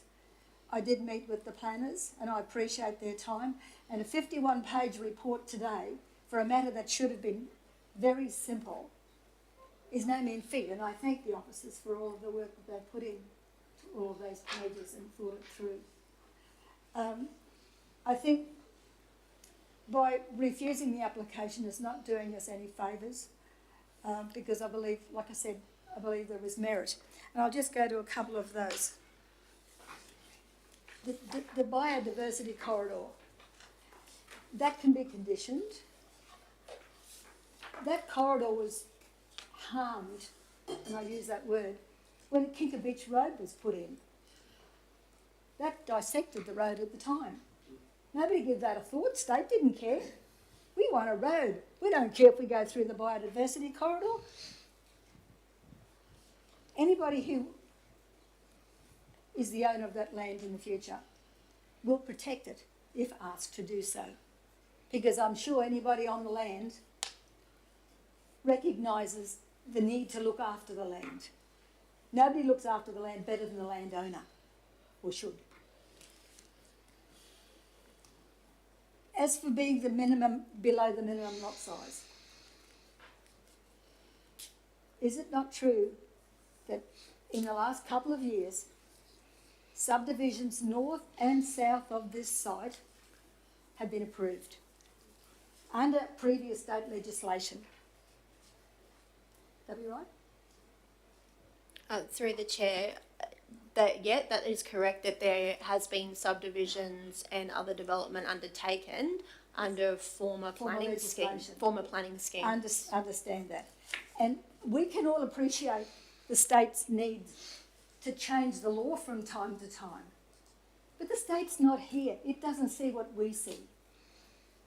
When we're looking at a planning scheme. Councillor Mather, sorry to interrupt you. Are these questions or are you in debate already? Mr. Chairman. Yeah, well, we're not in debate yet, Councillor Mather. Haven't got a mover and seconder yet. Yeah. So you're away with the speed of a hair. But I'm just trying to get clarification over previous comments, Mr. Mayor. Yep. So there have been subdivisions below minimum lot sizes, north and south, in the last couple of years because the state government allowed it then. 2 years later, 3 years later, they say, sorry, the plan's over. We changed our mind. We can't play around with people's feelings and their investments like that. Councillor Mather, is there a question here? Sorry. The question is it true? And the answer is yes, Yes, Mr. Mayor. right. Okay, Just want to thank you. reinforce that. Well, we'll come back to you in debate, Councillor Mather. Yeah. Okay. Through the chair, councillor, just with regards to the pre-lodgement meeting, you're correct that the applicant did not request a pre-lodgement meeting, but duty planner advice was sought over the site with regards to subdivision on 3 separate occasions, and each time 3 different duty planner officers provided the same consistent advice. Like advising them to come in and have a talk? Was that? As in, they asked what is the likelihood of subdividing the site, and 3 different planning officers upheld the planning scheme policy that it would not be supported. So there, despite there not being a pre-lodgement meeting, there was advice sought. I appreciate that advice. Thanks, Tammy. And 3 planning officers did try. I'll come back to that. Yeah, thank you. All right. Any other questions, councillors? Councillor Bello. Yeah, just trying to ascertain, I've written it down here, so the department provided a response on the 21st of July, I'm trying to find it here, talking about subject to conditions. Help me there, perhaps, I'll find it in a minute. So there was no submissions against, is that right? Proposal was subject to public notification. 25th of September, as per the requirements of the Planning Act, and no submissions were received. Okay, that's interesting. There was somewhere in there that the state was consulted, and they come back and said, what was the department's response on the 21st of July 2023? Through the chair, the Department of Transport. No, it's Department of... I'll find it in a minute. Top of page 54, councillor. Thank you very much. Page 54. State Development, Infrastructure, Local Government and Planning. Yeah. So the department assessed the application and provided a concurrence agency response with conditions on the 21st. What was the... Councillor, so that was with regards to the access arrangement. So it is a state-controlled road, so council development engineers were not required to provide, or it's not council's road. Therefore, that was purely just with regards to allowing an additional access on that road. So they were okay with that? Yeah, I believe there was significant pre-lodgement undertaken to to determine an appropriate location for a second access. Because it'd be a game changer if that department said, no, we're not going to support any further traffic onto that road. That's correct. That is specifically just about the road access. But they've supported that they would be able to accommodate that onto An that. additional 4 Okay, lots, that's right, correct. That's good to know. The 700 metre road in there effectively is a concern because it goes longer than 200 metres, is what I've heard commented on. Just trying to understand how the rationale of that supports where we have, say, places like, I think it's Druce's Road or Stones Road, where you've got one road in and literally goes for kilometres to a dead end, services a myriad of properties. So is this road going to be different in its nature that would perhaps be of a lesser form, or that, you know, raises some additional risks that those other ones, the ones don't, that we should be aware of? Yes, councillor. So Druce's Road is a road and it is maintained by council. This is not a road. This is a private access easement. So it's the responsibility of the 4 additional property owners to maintain that. Yeah. So it's not actually a council maintained road. No, but it would function as a road, or unless they were not It functions as an access. for.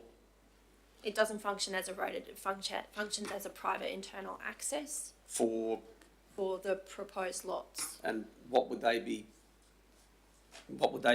doing on that access? One would think would be the logical thing, would be driving on it, so it would take in the form of a road.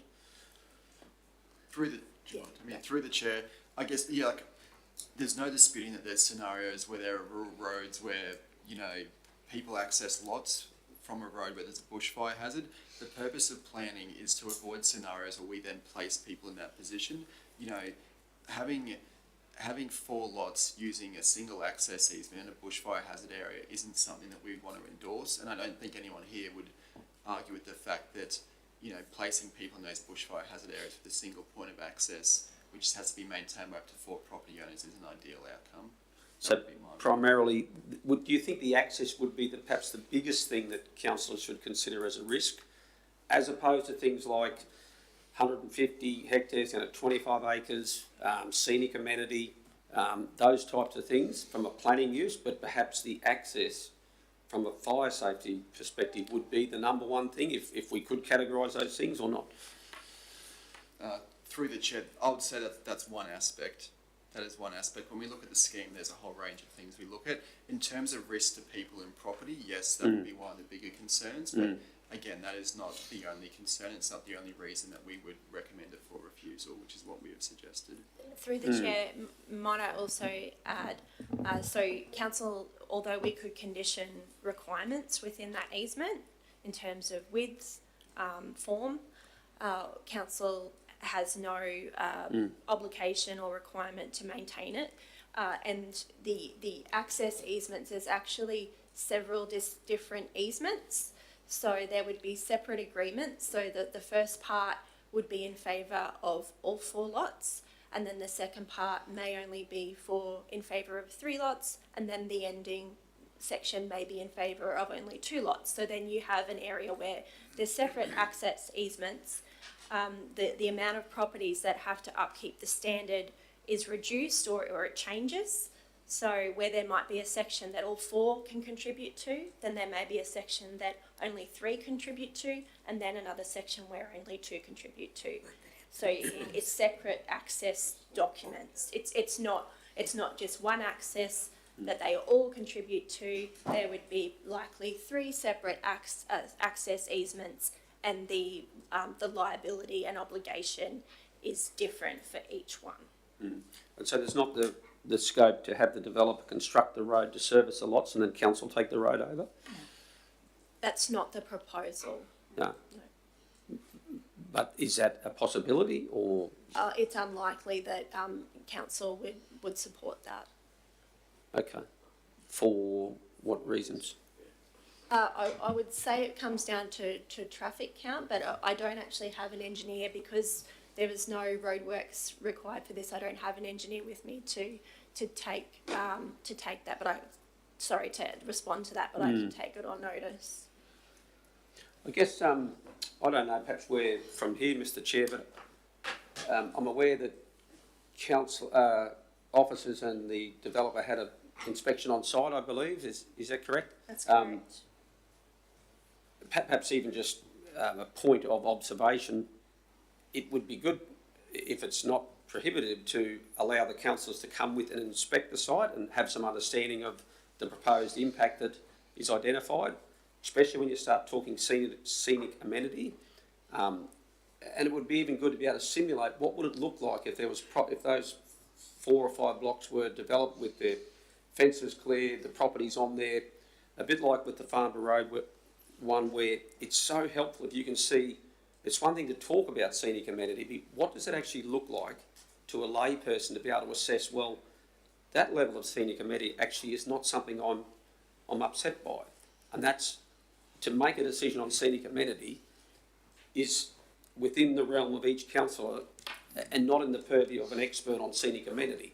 So is there the ability to either pause this decision and allow councillors a chance with the officers and to be able to go down there, walk the site, have a look at it, better understand it and explore perhaps options.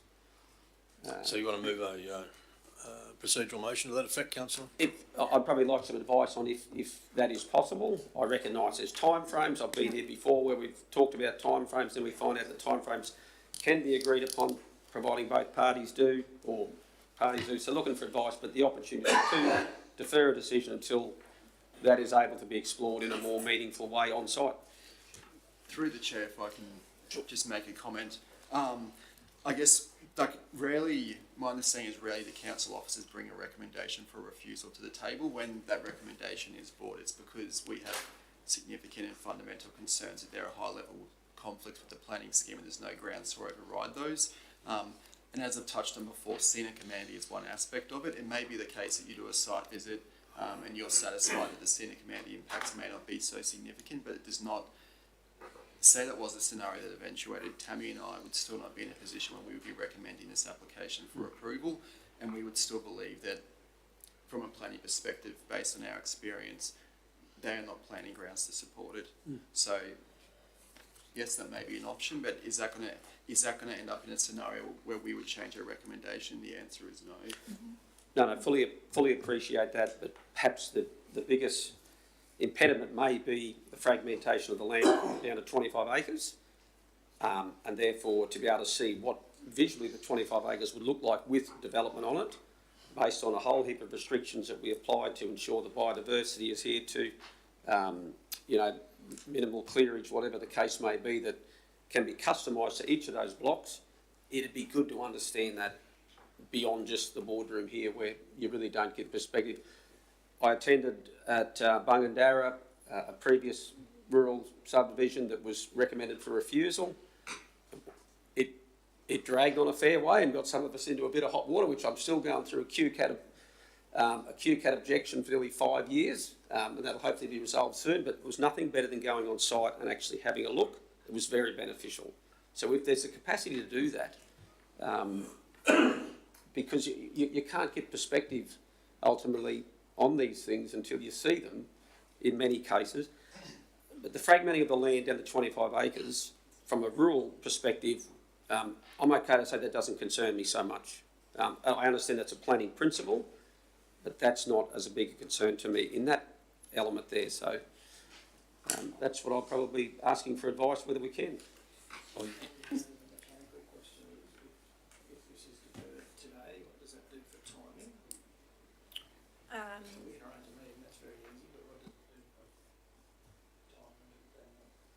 And the applicant. Yeah, so there would be opportunity to either for the applicant to stop the clock or to agree to an extension by agreement. Can we make that decision reliably, or do we need to talk to the applicant? If we make that decision, will they be left like that? Hang on.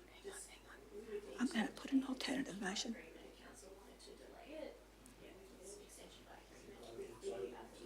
Well, Mr Can I Mayor, propose that we, sorry, councillor, can I propose we lay on this on the table until after morning tea, and then during morning tea, we contact the applicant to see whether he is prepared to do that. Yep. All right, so I'm just proposing to lay this on the table till after morning tea, councillors, to give the officers an opportunity to contact the applicant to see whether they're prepared to, because the time limit is today. So I see. we'll need to see if the applicant is prepared to grant an extension of time for us to go on site and have a look at. and Mr Mayor, I'll just flag this as I'd be prepared to offer an alternative motion, subject to an on-site inspection and consensus with the, sorry, forgotten it already. I'm prepared to offer an alternative motion, subject to an on-site inspection and the consensus of the argument here today. And if we're looking at, I wouldn't compromise our officers, and they've obviously given us their professional opinion, but I wouldn't rule out the possibility of having external conditions prepared for an alternative motion. Okay, I understand where you're coming from, councillor Mather, but at this point I just want to lay it on the table till after smoko. Yeah, I'm Okay. just flagging that, Mr Mayor, thank you. So can I get a procedural motion? I'll move that. All in, I'm sorry, councillor Friend, question? I did have one last question, Mr Mayor. When we look at Tamby Road and we look around that area near Barlow's Road, there is a lot of properties there that have shared access along that area, and at one stage they were also zoned as rural, and their accesses are 500 metres, 600 metres. So would you say that would have set a precedent for this particular access? Through the chair, councillor, no. So this specific recommendation with regards to the length of access is specifically linked to bushfire hazard. So unless those areas had a high bushfire hazard risk, they may not have required the same requirements.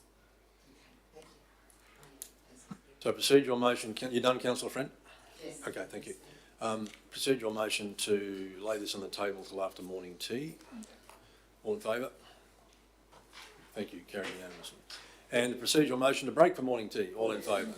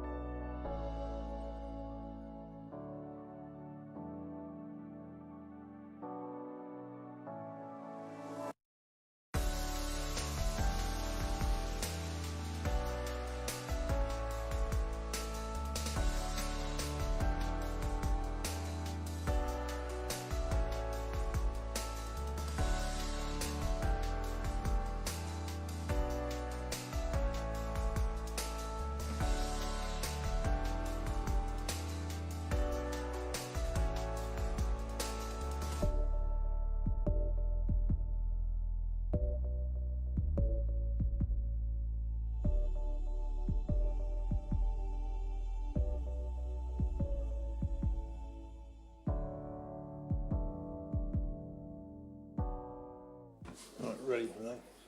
Well, welcome back, councillors. Move a procedural motion to resume from morning tea. All in favour? Thank you. And carried unanimously, prior to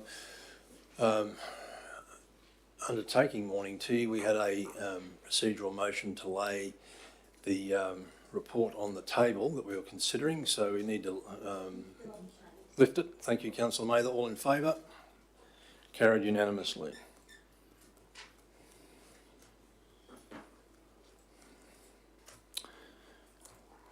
All right, now, Councillor Mather, during the break, I think you crafted an alternate motion. Is that right? I don't know if the word is crafted, Mr Mayor, but I think it's appropriate that that a motion was formed, yes. Okay. So that's on the screen for your review, councillors and members of the gallery. So it reads that council resolved to approve development application 1672023, being 1 into 5 and access easements with standard conditions in relation to the identified overlays, access and other relevant matters to the site. The reasons for approval are as follows, despite the conflicts with the planning scheme.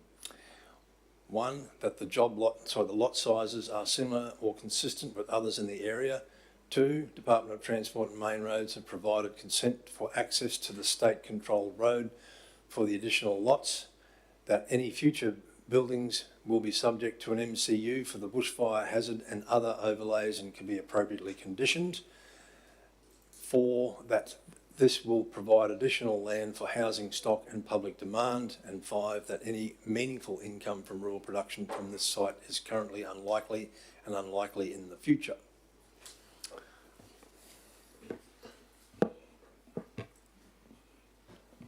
Councillor Mather, do you want to speak to that? I'll come back to you, Councillor Friend, if you've got a question. Yeah, I do have a question, Mr Mayor. The last point, that any meaningful income from rural production from this site is currently unlikely and unlikely in the future. That's just subjective, and it's not. Thank you, Councillor Bella. That's just not something that we can actually categorically state. Okay. How do we know? We don't really know. It's something that we're assuming, but I don't mind the rest of it, but the last point I can't agree with, because it's something that as councillors, we're not graziers, and we're not farmers, so we can't actually state that categorically. All right, so Councillor Mather, you got a response to that? I understand there is, I understand the land is not being utilised for its primary production purposes at the moment, apart from to keep the grass down. I might be wrong, but I believe that is the case. I believe it's a true statement, Mr Mayor, but we don't know what the future brings. I understand that. So you're happy to remove it? I don't know remove it. I think it could be massaged a little bit.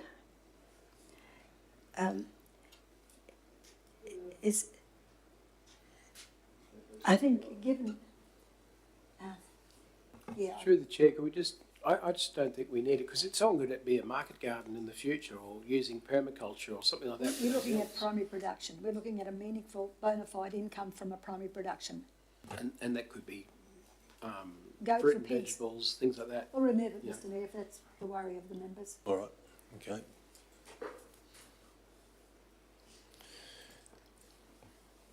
All right, so Councillor Mather, do you want to speak to that? Mr Mayor, yes, I'd formally move it, please, if we could get a seconder. Yeah, okay, got a seconder in Councillor Watson. Thank you, Councillor Watson. Mr Mayor, around the table, we've all had our questions answered, and we've all had our own opinions as to what is there and what should be there and what we're likely to see in the future. And first and foremost, I'd like to thank the officers for the time and the diligence that they've paid in getting this application processed. It is 111 pages, I've found, and that's not any mean feat, because there's a lot of professionalism that's gone into that. The officers have been bound by legislation. We, on the other hand, recognise legislation, but also see what an asset can be when it comes to practical use. And we're trying to blend the legislation with the practical use and the foreseeable future. And what we've seen in the past is state government making rules without proper, when I say proper, meaningful reference to us and our circumstances in our shire. While on one hand they tell us what we can do to increase production, increase the population, increase the housing, all these things, and on the other hand they say you can't do this, which really hog-ties us. And looking at all the aspects here that have been brought on by all the members and their observations, and they're all good observations, they're all relevant, I believe we can satisfy both the state and our planning scheme by imposing relevant and reasonable conditions on this application and taking into account all of the issues raised by the other members. That's what the officers will look at when forming the conditions that go with an approval of this kind, or this particular approval. So I reserve my summing up, Mr Mayor, waiting for others to have something to say. Thank you, Councillor Mather. Anyone speaking in opposition? Speaking in opposition, I'd just like a question qualified, perhaps from the mover, and maybe with input from the staff. The access to these properties, which we've deemed is not going to be a council road, it'll be on private land, it'll be an easement of some sorts. What level of assurity, is there a level of assurity that can be included into this application or approval that provides the highest level of security for persons accessing those properties? Is there any additional inclusions that haven't been put in that could be put in that we haven't done as yet? Like, is it, help me understand, for example, Councillor Mather saying, it sounds like you're saying you're satisfied that the 700 metre driveway is not enough of a concern to prevent you from voting for this particular motion. I want to fully understand the implications of that, though, you know, because it's a fairly serious matter. And what does that look like? What can be done to ensure, hypothetically, if our planning scheme, if I could just tease this question out, if our planning scheme said, well, actually, 150 acres is not necessarily what we believe anymore, we're satisfied with fragmenting down to the rural lot size of 25 acres, well, then this would happen. Like, it would be code accessible, let's say. So what would change with that road configuration or access configuration that would all of a sudden become then deemed suitable? Through the chair, the access easement would have to be a minimum width of 20 metres for the entire length, which it's not on the proposed plan. Right. There would then be, they would not be standard conditions, there would be specific conditions around the cleared width, the formed width, the construct, depending on if there's any areas that are steep. Those areas may have to be constructed in a different way. So our engineers and officers would need to have a look at the specifics of the location and impose some specific conditions about the construct of the internal road, and obviously the obligation of those conditions would then stay with the owners to ensure that the road or the internal access is maintained to those standards. Okay, then, well, following that excellent answer and very informative answer, it helps me to know what I need to see in that there if I'm prepared to vote in support of that. If there's the ability for that to be reflected in there, then that's probably what I'm asking. Right. Mr Mayor, if the councillor wants me to answer that one, that's not going to be reflected in here. That goes to the officers to get to the conditions. Because easement or access, it's a 700 metre line. It's a 700 metre driveway. line. Yeah. Yeah. That's, the officers will put that together as part of the conditions. I don't have a problem with 700 Well, they metres. won't unless it's made clear that that is the condition of the Reasonable approval. and relevant conditions. I mean, if the applicant doesn't like the conditions that are put on him, he will take it to appeal and appeal those conditions. It's as simple as that. It's got to be reasonable, given the bushfire overlay, given everything else there, that the biodiversity corridor, all of those things will be taken into consideration when they start to itemise the conditions. And there will be conditions, and you've got to expect that. If there are some certain aspects of the application, and you've all identified them today, that they will be taken into consideration. Look, it's a kilometre from my entrance to the highway to my old entrance to the highway. I know how long that is. Some of these easements are much longer than that. Once they're constructed to a certain width, the maintenance is up to the landowners. I don't particularly like easements myself, but this is a dead end and it's not likely to be extended through. And in this case, the landowners will be all part and parcel of contribution to maintain that. That's up to the landowners. Right. Councillor Bello? I think where it's lacking detail, and there needs to be some reference there that subject to, conditions relating to access that ensure, that are yet to be either fully qualified, because there needs to be some clarity around what is it actually, otherwise your opinion on what it might be, or what my opinion was, what these guys' opinions, we actually don't know because we don't know what it is. So it'd be like the Farmer Road one units where there was going to be a suggestion of a preliminary approval subject to building heights and vegetation concerns being met. But if we don't make it clear what those things are... Well, if you would like to include something, I have no objection. Well, I guess I've just stated that I need assurance. I need assurance that the officers can come up with a condition in relation to the access that provides for the highest level of immunity to the people that are going to go in there. I don't see that in there as yet. Well, if those words can be framed in the way that you've just said, we can include that as a dot point. Councillor Friend. Thank you, Mr Mayor. I tend to segue off what Councillor Bellows saying to Councillor Mather. Thank you so much. If we can include conditioning not only the access, but the biodiversity corridor, and also make sure that the conditions are noted in relation to the overlays on the wetlands, subject to state conditions also. And along with that, make sure that the conditions also include the water tanks for firefighting purposes. Mr Mayor, what we're doing is drilling down into the actual, it'd be more than that. What we're doing is drilling down and trying to frame the conditions here ourselves, and that's where the officers will be doing that in the back room. What we need to do, though, is to identify those that will be addressed. They will condition them as to how many water tanks and all the rest of the biodiversity. They will do that. But I don't have any problem identifying them that they need to be included. And that's really what you want, isn't it? All right. Councillor Eastwood? Yeah, I think the problem with that, Mr Mayor, is it's very hard to vote on something that we don't know what the conditions are going to be. Well, generally speaking, when we vote on a development application, the officers spell out very clearly what the conditions are. Yeah. All right. So we're at an impasse here, councillors.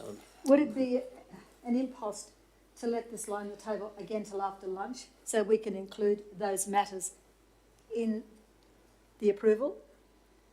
Because if I don't like going forward and if somebody's unhappy, because we need to be all on the same page, knowing that it's contrary to the planning scheme, and we need to get it right. We want to get it right.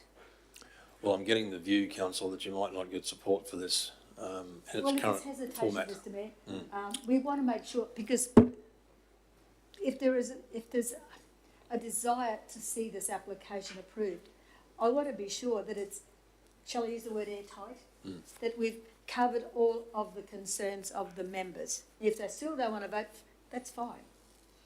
All right. But I think we deserve. So you laying this on the table, councillor, I've already got, I'm the mover of the current motion. But you can lay it on the table, councillor. Okay, I will do that till after lunch, Mr Mayor, and To address conditions, I guess. to address Chair, the concerns of. with the assistance of the CEO to address certain conditions, i.e. the road and... Hang on, we'll Give just... me a dot point so We're I going know a bit what you're fast for talking the officers here. So it lay on the table until later in the meeting, pending further consultation with officers in relation to conditions specified, with conditioning, right, conditioning. All right. Do you write down what you want in there? Councillor Mather, are you moving that? Yes, Mr Mayor, thank you. All in favour? Carried unanimously, thank you. All right. Moving on. Thank you to the officers.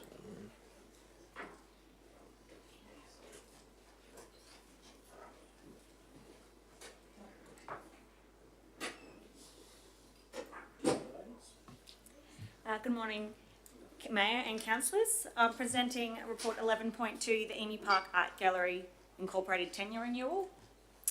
The Art Gallery have requested a 3-year period renewal over lot 98 on Crown Land LN199, which is 13 Hill Street.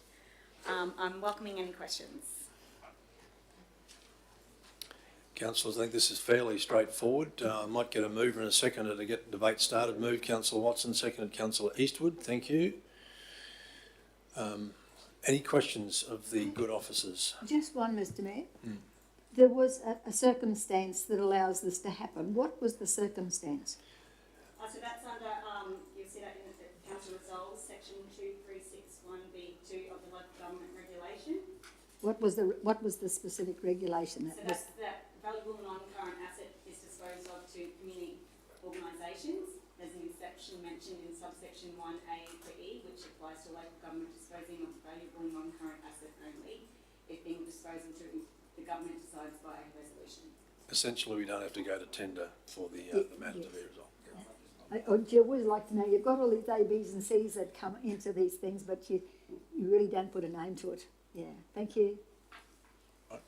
Councillor Watson. Question. Is there any reason why it's 3 years and it's not 5? Is that one of our policies? That's just what the Emu Park Art Gallery have requested. Councillor Belly, had your light on before? Oh, that was a question? Right, okay. We'll give it a 10. Right. That's right. Right.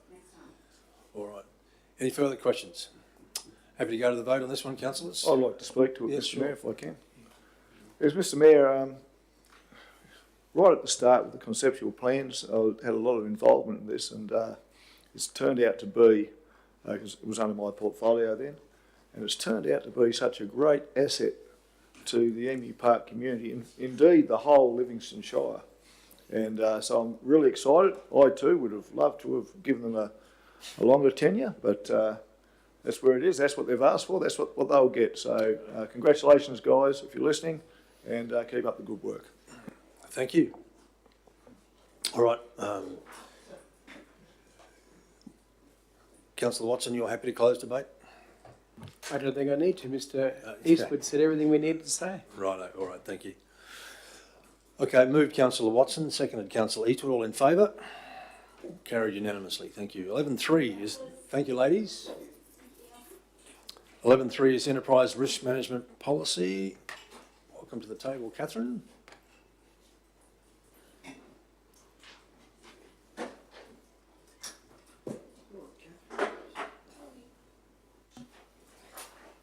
Morning, Mayor, Councillors and CEO. So I'm here today to present to you a revised enterprise risk management policy. So this policy has been revised as part of an internal project for advancing our risk management maturity, following an assessment by BDO on behalf of the Queensland Treasury Corporation to assess Council's risk maturity and capabilities. So under this project, we had 3 significant bodies of work, the first being a full review of Council's strategic and operational risks. The second body of work was to review and further define Council's risk profile. So that's essentially looking at our risk capacity, our tolerance, to further define what appetite Council has for risks against individual risk impact areas. And then lastly, those revisions then inform this revised policy, so as part of the Enterprise Risk Management Framework. So a summary of the major changes to this policy are updated definitions table for inclusion of terms associated with risk appetite. We've updated the policy statement with reference and alignment to the international standards. We've included risk type definitions. We've included the risk management principles as defined within the Australian standards. We've included roles and responsibilities at a very high level overview, which are further prescribed within the procedure. We've developed and included a framework alignment illustration. So essentially that is an illustration outlining the relationship between Council's enterprise risk management framework and other related frameworks and management systems. An inclusion of a very defined risk appetite statement, which essentially expresses Council's risk appetite and tolerance for risks and provides a structure for Council's risk management processes. So in terms of the risk profile review that was undertaken by a series of workshops with our executive leadership team, we also had guidance in that process from our appointed internal auditors Pacifica and our JLT risk experts. The revised policy is also been revised and endorsed by our Audit Risk and Improvement Committee, and I'm therefore here today to seek your adoption of this revised policy. Thank you, Catherine. A very comprehensive report as well. Thank you for that. Okay, moved Councillor Eastwood, seconded Councillor Swadling. All right. Councillor Eastwood, do you want to speak to the report? I don't think there's any need to, Mr. Right. Mayor. That's Okay. been done by some very professional people. We were part of it, but we didn't really add too much. Right. Any questions of the good officer? I have a question, Mr. Mayor. Councillor Mather. Why do I get the impression that we're not taking enough risk on decisions that we make? Do you want to elaborate on that? I don't understand the question. Talking about the appetite for risk, Yeah. it seems to be an opinion of elected leadership team or the state treasury to say that we could be a little bit more prolific in our decision making. I mean, I think that we're doing, when I say a pretty good job of making decisions, because we dissect them to the point that there's nothing left of them until we all know what's going on. And that's important. We've all got to be sure that any move we make, especially around money, especially around property, that we're only caretakers in this. And if we were using our own money and our own property as collateral, we would take whatever risk we felt we needed, what we could carry.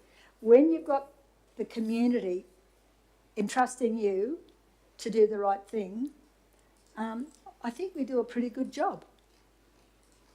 And I'm a little bit concerned if they're asking us to stick our necks out a little bit further, so to speak. I'm not really. Maybe I'm just getting the wrong impression, Mr. Mayor. If someone can convince me. I'm not getting that vibe from this policy at all, Councillor Mather. Not at all. Really, it's establishing our risk tolerance, our risk appetite, in relation to some specific things that are mentioned within the policy, like financial risk, environmental risk, etc. But I'm not getting any vibe that anybody's suggesting to us that they're not taking enough risk. We're perhaps a little bit conservative. That's Well, kind of. I feel that there's an opinion that we're a little bit too conservative with our decision making. That's really Well, I don't think we are. Councillor Eastwood? Sorry. I was just going to say, Councillor Mather then can vote appropriately. Yeah. Oh, that's not an answer. Councillor Friend, question? Thank you, Mr. Mayor. No, a quick comment actually, not a debate, quick comment. So under governance, it's moderately conservative. We are moderately conservative. So that's not a low in the, we're talking about how conservative we are. And, council will tolerate decisions made on merit in accordance with council values that are not in line with professional advice. What it will not tolerate is corrupt or fraudulent conduct by employees, councillors, contractors or volunteers. So in taking those statements in, we're moderately conservative. And then under the different people, moderate, we are moderate, and it says that right throughout the report, what we actually are. And, under workplace health and safety, we are conservative. So, this report is quite extensive and is quite clear, and it's laid out quite well. So, Well, I guess everyone will reflect their view in their vote, but I'm certainly very comfortable that I think our risk profile, our risk appetite has been reflected very accurately. So, yeah. All right. Councillor Eastwood, any further comments from you as the mover? No, thanks, Mr Mayor. All right. Anyone speaking against? Happy to go to the vote on this one unless anyone else wants to speak to it. All right. We'll close debate. Moved Councillor Eastwood, seconded Councillor Swaddling. All in favour? Carried unanimously. Thank you. Thank you, Catherine. Well done. Well done. 11.4 is the monthly financial report for the end of January 2024. Welcome to the table, Madam CFO.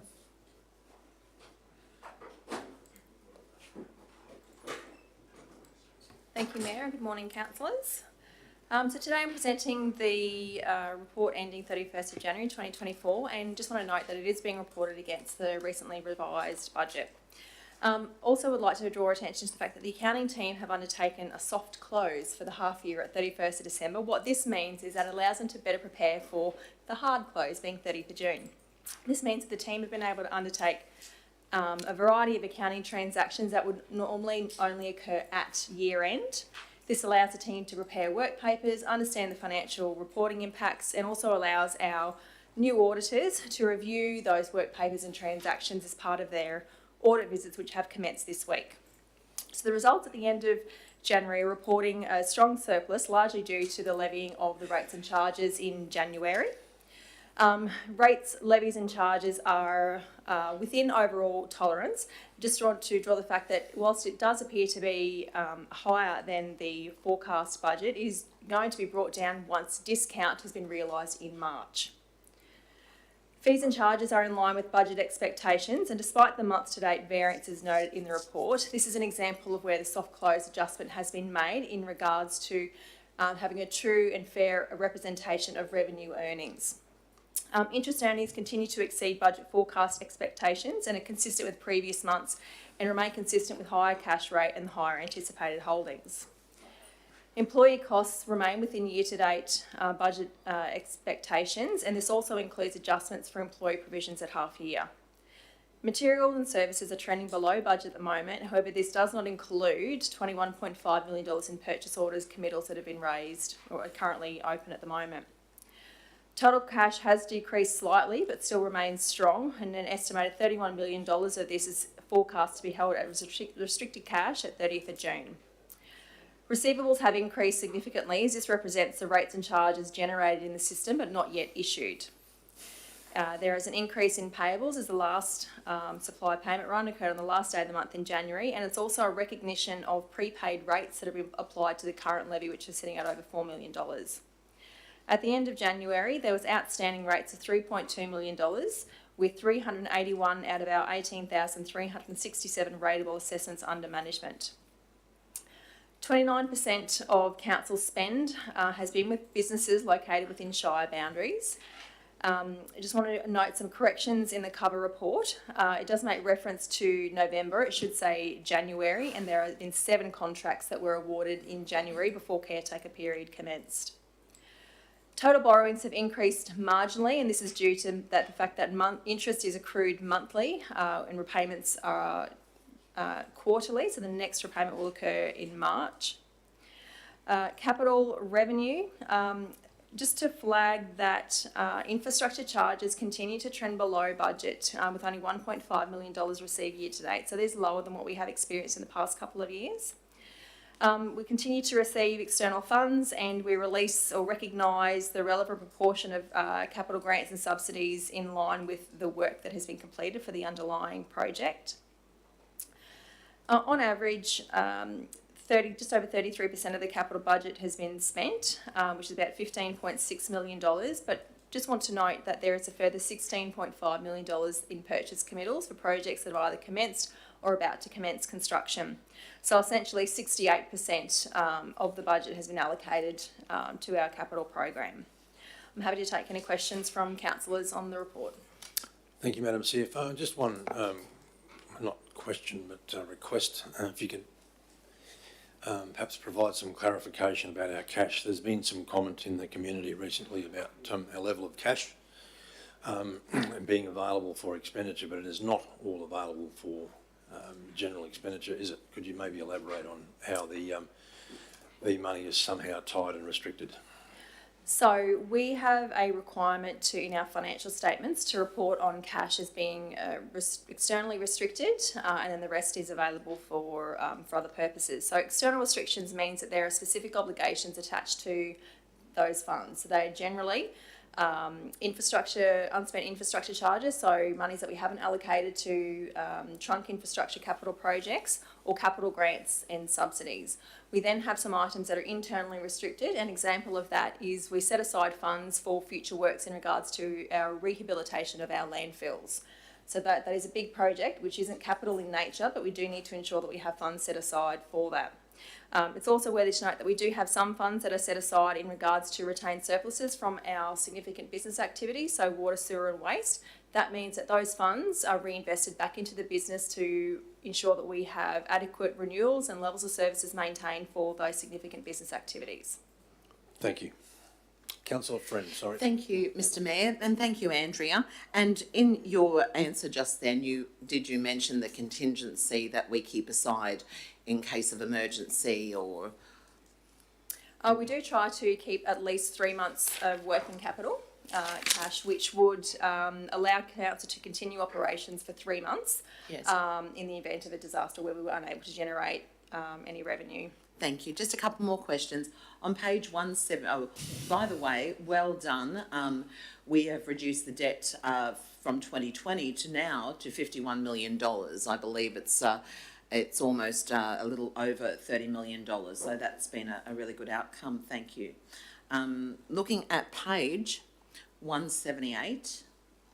Oh, I've gone too far. 178. And I would like you to please explain the fees and under fees and charges, a reversal of accrued revenue on infringements. Could you just explain that too? Yeah, happy to. Very good question. So this is an example of accrual accounting. So when we issue infringements, we recognise all of that revenue up front, even though the infringements haven't yet been paid. So as part of our end of year, and in this instance, our half year accounts, we're only recognising revenue where it has been received in cash, and the rest of it is transferred as a receivable on our balance sheet. Thank you. And my last two questions, I suppose, thank you, Madam CFO, might be for the General Manager of Infrastructure, really. My usual one I bring up every month, and we get the same answer at the moment, but it doesn't stop me from bringing it up. Page 186, where are we on the Doon side and Werribee bridges? I know, but I will continue to ask while I'm in this position. Thank you. Through the chair, we have negotiated with the current contractor to be back on site towards the end of this financial year to complete the works on both bridges, and that'll be around May this year. Lovely. Last question on page 191. Thank you, Mr General Manager. There were 5 tenderers who tendered for the Yeppoon landfill contract, with one non-conforming tenderer that was not considered further. This is a twofold question. Why was this, and how did they not conform? And would you then please explain why Outlook was the choice of tenderers? I wasn't part of the evaluation panel, so I'd have to take that question on notice regarding the non-conformance of the tender. The other part of the question is detailed in the report to council. I think it was at the last council meeting where it was resolved to enter a contract with Outlook. I won't go into specifics at this time. The councillors, I'll share the report again with the councillors, but we're in a position at the moment where we're having a review of the tender process. So I'll leave it at that. Okay, thank you. Councillor Watson. Through the chair, Andrea, I've got a resident who's done a subdivision of just one block cut into 2, and on her street there's no curbing and channeling, and she had to pay money towards the curbing and channeling, and it's been 10-15 years. would that money be sitting in that $110 million waiting to be used in the future when basically it's time to do all the work and then they all line up and you do that one job once, or? Yeah, really good question. The funds so when we do receive infrastructure charges or developer contributions, they go in to contribute to the network. So just because a developer has contributed to funds for their specific development doesn't mean that the trunk infrastructure for their so they're contributing to the network. So the next question is, say it costs today $5,000 to do a metre of concrete or something, which is a frightening amount, but we only charge them $1,000 then. What happens with the shortfall? How do we, because they would have paid what that day's valuation would have been to do it, compared to what now, and it could be 20 years down the track before that work gets done. We could have a really lengthy conversation around the limitations of the capping of infrastructure charges, but essentially the shortfall is funded by your general ratepayers. Thank you. Thank you. Any other questions, councillors? Councillor Friend, your light's on. You? That's all right. Councillor Mather. Mr Mayor, because the public is becoming increasingly involved and interested in our finances, we found that out with questions on waste, questions on sewage, certainly questions on water. Can I just suggest at this time, in the next term, that we concentrate on giving the public an education on council's position and how these things work? Because I've come to the conclusion after talking to a lot of people with a lot of questions, they're hungry for information. And it's the not knowing that arises suspicion. And there's a bit of that going on at the moment. There's a bit of mischief going on, I understand. I don't do Facebook, so they can say what they like about me. I sleep at night. But the thing is, be quiet. But I've come to the conclusion that the people are hungry for information and understanding. So can we get some workshops or some public meetings or whatever it takes to get it out there as to how we run this business? And it is a business. It's a big business. Well, Councillor Mather, I think that the sentiment is admirable, and we have tried a number of different ways within this 4-year tenure of council, not being helped, of course, by the fact that there's no local newspaper anymore on a daily basis. But certainly, I think the officers and the CEO and this council is very keen to try and engage with the community as much as it possibly can. The first step in pursuing your suggestion, I think, is to try and come up with a strategy on how to engage, because I think the fact that there's so much misunderstanding within the community and a lack of knowledge within the community at the moment reflects the fact that we probably haven't been successful. So we probably need to go back to square one and try and determine the best way to engage and get that information out there. Yes. And I certainly agree that we need, it would be great if there was more understanding about council's financial situation, how it works, how we do budgets, how we arrive at pricing, all that sort of stuff. But the challenge is, how do we do that? And I think that's where we need to start. We need to connect the dots with the disconnect, and that's what we have. And as you say, because of our isolated communities, everybody's got a different way of communicating. And I think we've just got to drill down and find out which is the best way for them. Yep. Because we certainly want them to know. We don't want them to be suspicious, because we've got an explanation for pretty well everything. And I'd say that any new members to this table would benefit by those type of explanations and educations, as would the existing members at the table. Because there's always something that you can find out or learn by just listening. Every single day.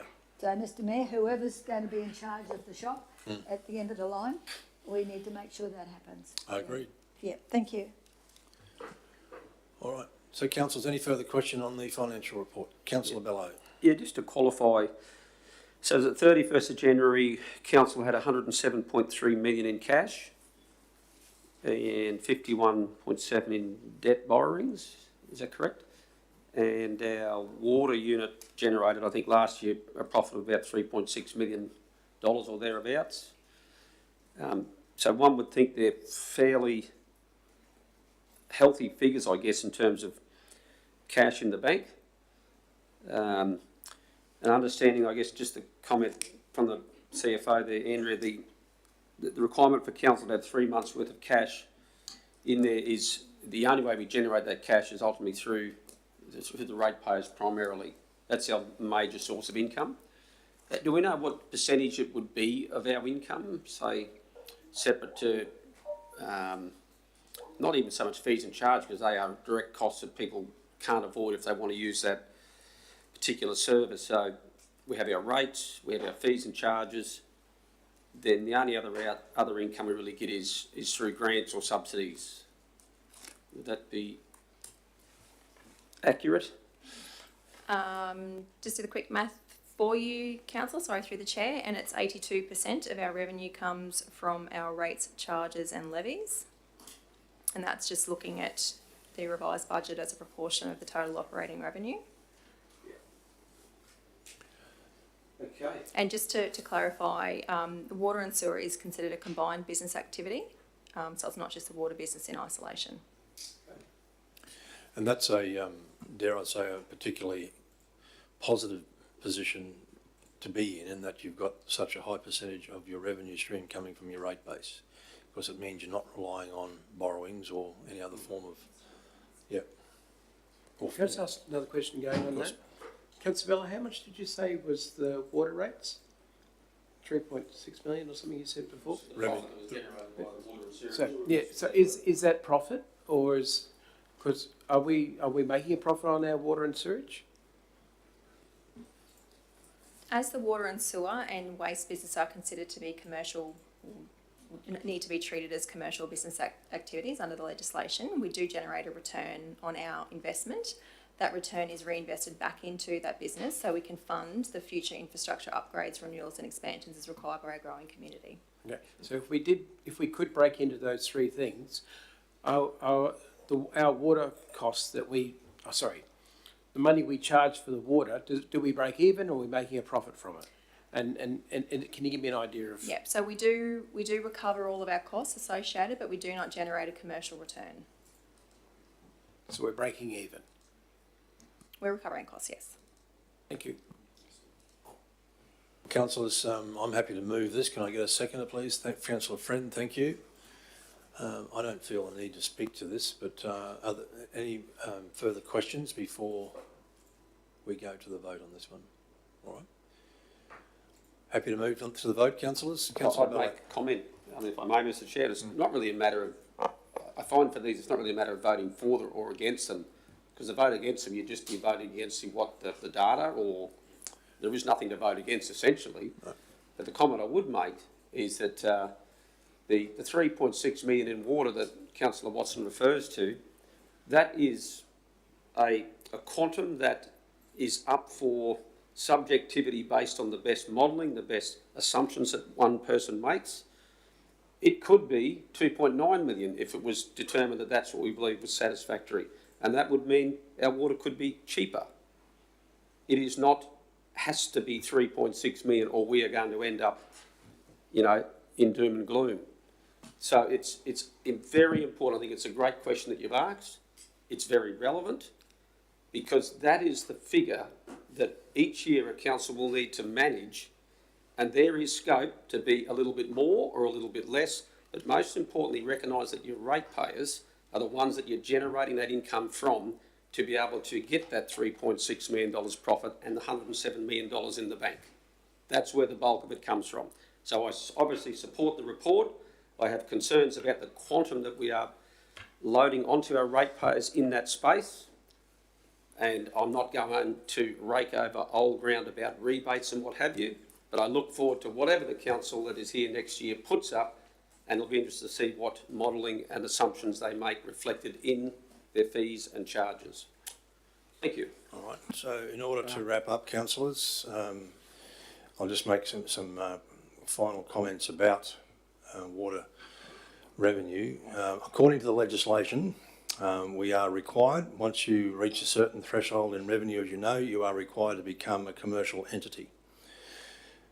Once that's imposed upon you, you are then statutorily required to impart full cost pricing, and you are also required to generate a return and as well as including that you cover your depreciation, etc., etc.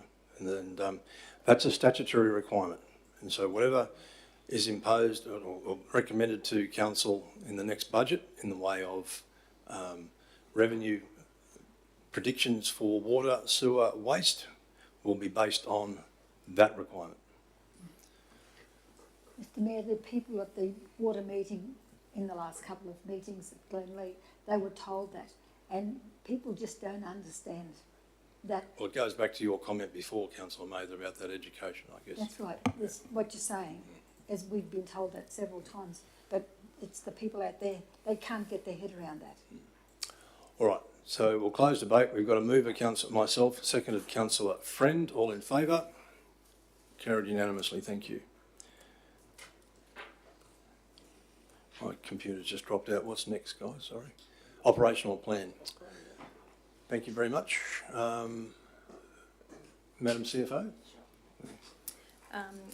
Thank you, Mayor. So, councillors, I'm also presenting today the operational plan for the Q2, so the period ending end of December. As you will be well aware, operational plans are intended to measure how the organisation is progressing actions in the current financial year towards achieving the corporate plan. Out of the 70 performance measures, draw attention to the fact that 5 are completed, 56 are on track for delivery, 8 required to be rescheduled for a completion later in the current financial year, and 1 has been identified to be deferred completely into the next financial year. I'll take the report as read. Happy to field any questions or delegate to my peers that are also in the room. Thank you, Madam CFO. Any questions, councillors? Councillor Friend. Thank you, Mr Mayor. Through you, Madam CFO, my particular report had a blurry page that I couldn't quite read the figures properly. So on page 212, what are the figures of water, waste and water customer requests? As in, how many were carried over, how many were completed year to date, and the completion rate. My report's quite blurry. Yeah, I think that might be, don't want to steal Michael's thunder, but that might be in his portfolio update. Lovely. Okay, thank you. Any other questions, councillors? Well, can I get a mover and a seconder for this? Move Councillor Swadling, seconded Councillor Eastwood. Want to talk to the report, Councillor Swadling? I don't think it's... I need to. Okay. Happy to go to the vote, councillors? All right, so moved Councillor Swadling, seconded Councillor Eastwood. All in favour? Carried unanimously. Thank you. Thank you, Madam CFO.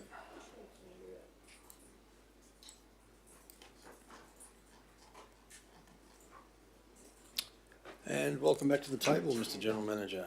So this is the 11.6, the Infrastructure Portfolio Quarterly Management Report. The floor is yours. Thank you, Mr Mayor. Yeah. Afternoon, councillors again. So I'll just run through a couple of highlights and then happy to take some questions. So customer request completion rates for the last quarter to the December were 94, just over 94%, and of which 89% of our customer requests were completed within the agreed timeframes. So that's pleasing to see. Within construction and maintenance, there are 65 capital projects under management for this year.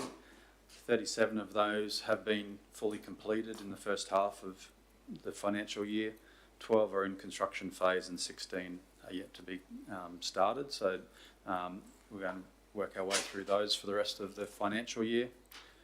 The majority of the resheets on our unsealed rural roads have been completed in the first half of the financial year. Usually we space those out across the entire year.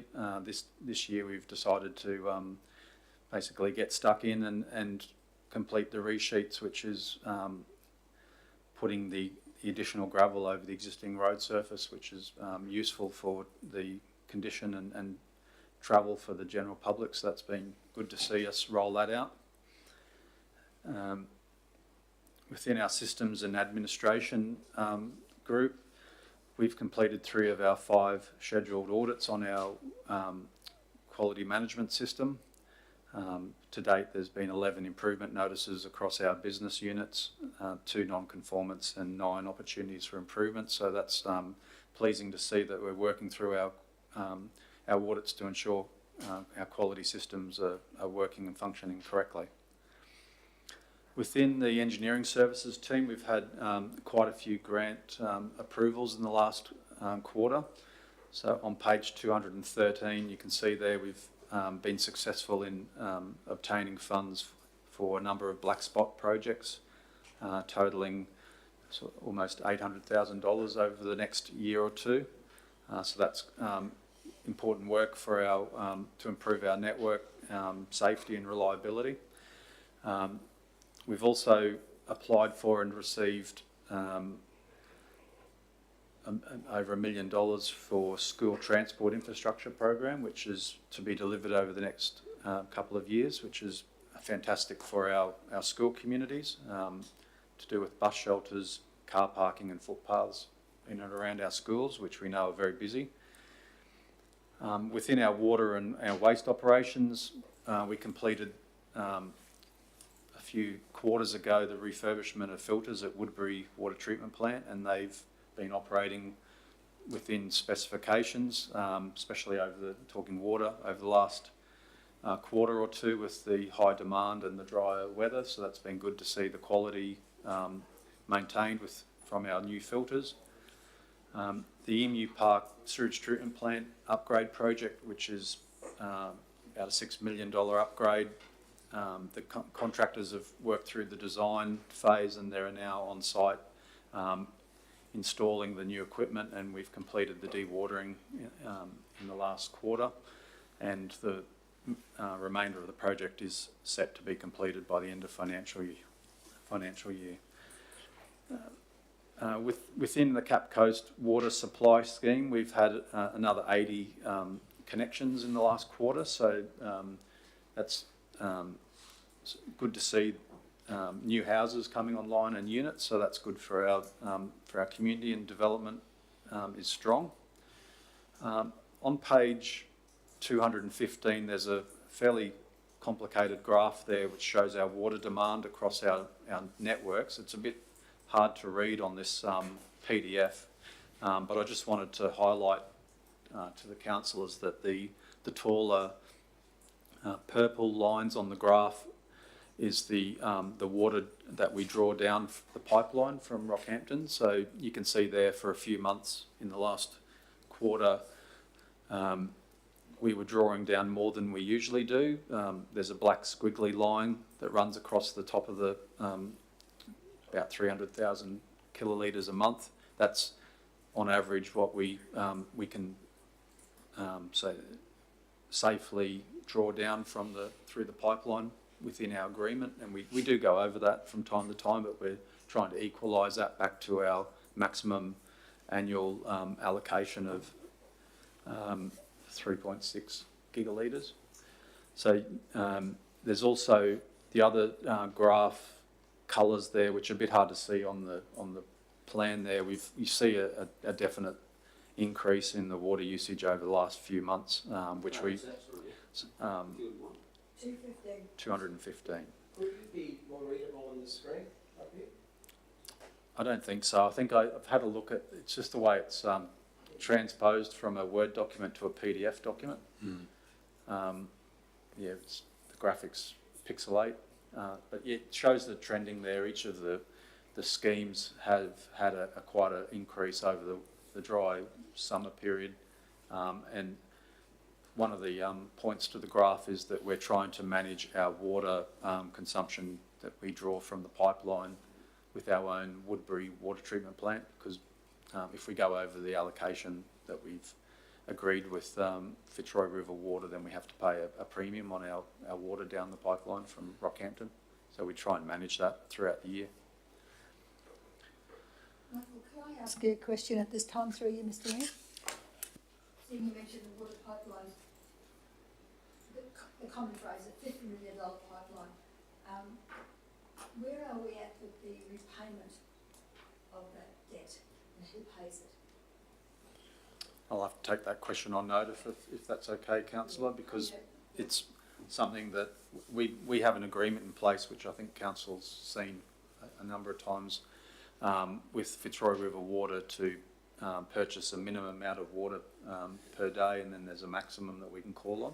and then a total across the annualised year. As far as the financing and how much we've paid down, I might take that on notice so we can just get some proper data for it. It's just not the water allocation. I know that we've got different levels there, but it's the actual construction of the pipeline. I know it's supposed to be for the Capricorn Coast. Is it coming from the general fund now? Yeah, that's the probably the, where is it coming from? Yes, Okay. Thank you. So moving on, page 216 within the waste team. So the waste team have in the last quarter reintroduced the cashless or cash at the landfill and transfer stations, and we're undertaking a trial for 6 months as per council resolution. So we'll have some data probably April, May this year that we can share with council. The recyclables transport service tender has been evaluated and awarded through the last quarter, and as mentioned before, the landfill management service contract was evaluated and awarded in the last month. There was a massive increase in the material at the landfill in the last quarter. You can see the figures there on the table. Total to landfill went from 6,400 up to 14,800. So I had a chat to the team about that in putting this report together, and their view is it was because of the impending cyclones that we've had over the season.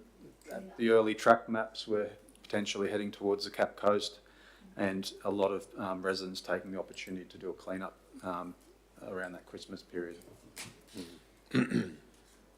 Makes sense. And within the infrastructure projects unit, they're managing $20 million of the capital works program this year, and there's a range of projects that have been completed in the last quarter, and we're looking to complete, as I said, the Emu Park sewage treatment plant over the next 4 months. The station quarter, everyone can see that in James Street, that's due for completion at the end of March. Kelly's Dam seepage works has been completed as of now. The Yeppoon landfill cell design has been completed as of now. The Tamby trunk sewer is in the final stages of design, permits and approvals, so that will go out to tender in the next few months. And the Yeppoon Aquatic Centre design is progressing. We're hoping to go out to tender in the next probably 3 months for that construction phase of that project. So I'm happy to take any questions from councillors. Councillor Watson. 3 questions. One is the pathways for the 2 primary schools, Farnborough and Yeppoon. Farnborough is $76,000. I'm just wondering what length, and there's really nothing else around it. So is it going to be a pathway that ends up and not going anywhere, or?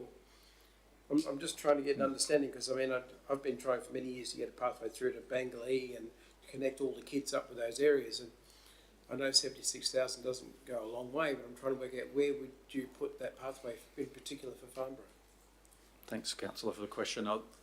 I'll share the submission with councillors after this, but my understanding is that it was a small footpath along the frontage of the school just to connect the existing car parks.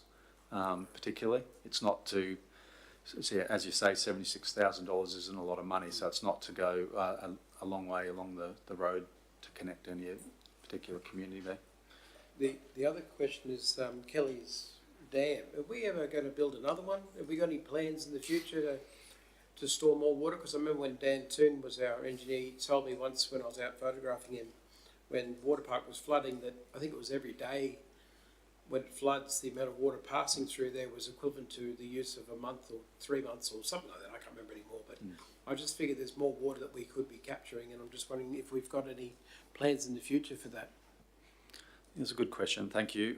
We do have plans, not to build a new dam, but to raise the existing dam level. So there's a report that's been commissioned and completed, and we have a capital works project in the Forward Works program. My memory of it is it might be in the next 3 or 4 years at the most, to look at raising the inlet on the existing dam.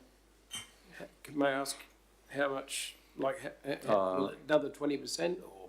I think from memory, just off the top of my head here, it might be raising the water level by 2 or 3 metres, and that will take it rubbery from 3 months supply to 6 months supply. Councillor Friend. Thank you, Mr. Mayor. Through you, thank you so much, Michael. So a couple of things here. First and foremost, I'd like to make a statement about Livingstone's water quality. We have tested our water as we do on a daily basis, and currently we're over the 10-year mark of no E. coli in our water whatsoever, which is a real, kudos to all of the staff and yourself. Thank you. You talked about the black spot funding of $800,000 and also the school transport infrastructure grants. Was this funding a complete funding arrangement, or was it 50-50 with council having to pay half? How did that work? No, these are all fully funded, 100% Fully funded. fully funded from state government. Lovely. So also, this is not in your report, but it's along the same lines. Your Poonta Emu Park footpath, we've got as far as Molumban, and the funding ran out. Was that also 50-50 funding back in the last tenure of council? Do you know? I'd have to take that on question. That's on notice. That's before my time. Sorry. Yeah, for sure. It's before my time also, but people in the community were just asking when it's going to be completed, and I'm letting them know that there is no funding at this time. So you also spoke of the $76,000 for the footpath that Councillor Watson was talking about, and you said it's not a lot of money. So what does it actually cost council to construct a footpath? Depends on the width and the material types, but if I had to say in round figures, it would cost about $200 to $300 a square metre for a footpath. Thank you. Yep, no, that's great. And my last question, which I asked in the previous agenda item by error, on page 210, my figures for the customer service requests for waste and water were very blurry and I couldn't read them. So I'm more interested to see how many requests were in the system and how many have been completed. So for waste operations, there were 819 requests open at the start of the quarter, and there were 818 completed. Oh, that's amazing. So all but one. Yeah. In wastewater, there was 1,375, and there were some carryovers as well. 68 carryover requests, and so 96% of those were completed. Oh, well done to all of the staff in both water and waste, and we know that you work very hard, and there's the data to prove it. Thank you so much. Thank you. Any other questions, councillors? Councillor Maber. Yes, Mr. Mayor. Well, Michael, I'm concerned with the maintenance or the lack of maintenance in those northern roads, because while we will be having only 3 work gangs in our shire, with the loss of Marlborough, and I know that machinery has gone down to this part of the world, and there's roads up there that haven't been touched for a very long time, and I'm just wondering what plans have we got to be able to maintain them on a regular as needs basis? Do we have a plan yet? Because it's been several months now since that depot was closed down. Well, it's not closed, but it's dysfunctional. And those people up there, they pay a lot of rates too. I mean, while we're talking about footpaths, and there's a whole list of those, and there's lots of areas that need drainage, lots of areas that need culverts. People have to go through creek crossings all the time. Everything has to take its course. But when you've got something that it's part of our asset, the roads are part of our big assets. And as we've identified, some of them are slipping backwards. We gave them an injection. We gave them some restructure, new gravel, but it doesn't go far enough. And now that they've been waiting and waiting, I just need to know that there's a plan in place that will see them receive something for their rates by way of not only a good road, but the savings that they'd have on the mechanical parts of their car. They do tyres, they do all sorts of things, damage to their cars. So they've been hit twice. They don't feel that they're part of our shire. In fact, they've wanted to go to Isaac's several times. I said, look, sit down, you're not going anywhere. Let's be fair about that. So I just need to, we as a council needs to assure them that they're not forgotten, that we have got something in place that will address their needs as well. So you can take that one on notice if you like, Michael, unless you've got something that you can offer us today. All I'll say is that we do have our maintenance management plans that we follow. So we have those in place, and we do our maintenance on a condition-based assessment. So it's as needs, as you mentioned. The roads are driven by our road inspector, and also the teams and the supervisors are out there looking at different things, and we do get requests from councillors and also from the community. So we appreciate the eyes on the ground as well from the community. All that goes into the maintenance management planning and scheduling, and as you mentioned, we have moved the Marlborough crew back to the caves, and we're finalising recruitment for a number of those roles at the moment, and we expect that to be stood up in the next few weeks. If there's specific issues on our road network, then we're happy to continue to take the comments from the community and the councillors as well. Our maintenance regime is as per what we've adopted in our policies and procedures, and we've spoken to councillors about over the last few years and reviews and so on. If there's specific sites, then happy to take those so we can inspect them and compare them against what our model suggests and what our maintenance program is. I don't think it's our models that need to be revisited. I think it's our recognition that, yes, it does need to be done, but it hasn't reached that level yet. Perhaps we need to look at our levels as well, but that means additional budget as well. And if that be the case, that's what it needs, because nothing's getting cheaper. Gravel's not getting cheaper. Parts for graders and such, I believe our graders in the workshop now. So when that temporary grading crew is gone, we've only got 3 crews to do the whole of the Shire where we used to have 4. So I'm saying, how do we fill the gap? So I'll leave that in your hands for now, but we do need a plan that we know that they will be rotating through those areas and that they do get their share of maintenance. So I'll leave that in your hands, Michael. Thank you. Question. Thank you. Statement. Question, Chair. Yeah, I just want a quick thank you for the quick response from your team in relation to the Ferris Road, Sticks Road and Kilteda Road. Once, as you've assured the community, or myself, and I pass it on to the community that will be commencing work as soon as the new staff arrive. So I appreciate that. Please pass it on to staff. Councillor Watson. Sorry, this is getting long-winded, isn't it? I was just thinking about these schools that have received funding for footpaths and everything. Do those schools ask for that, or is that something that's allocated? Because the reason I'm asking that is around Emu Park School, there aren't really any pathways along Fountain Street.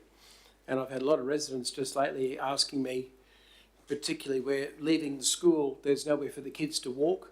And which brings another question, is the edge of the road's all breaking away, and I'm just wondering if we're resealing that in any time in the near future.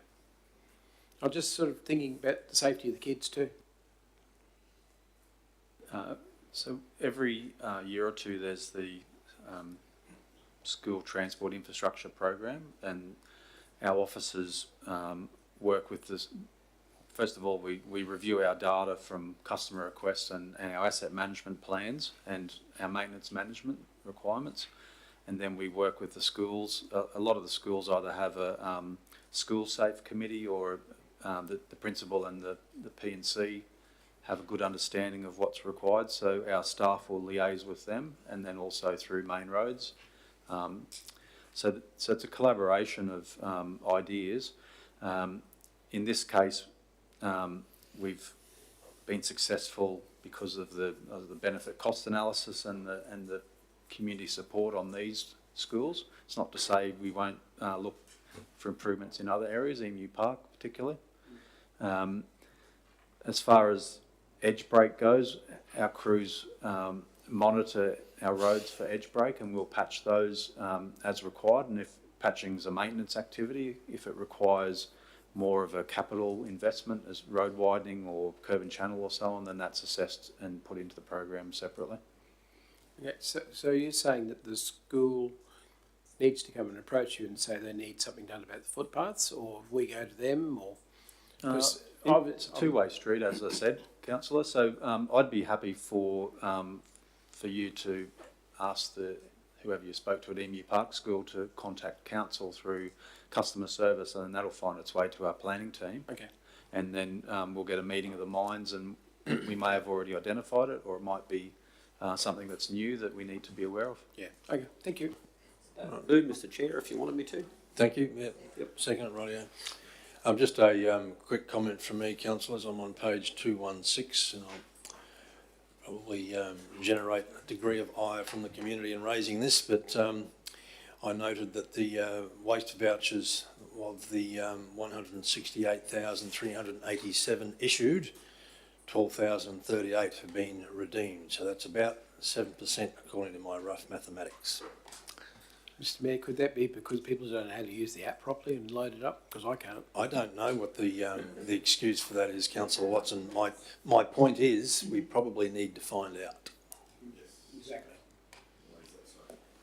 Mr. Mayor, I'm happy to help Councillor Watson. It's very easy. All right.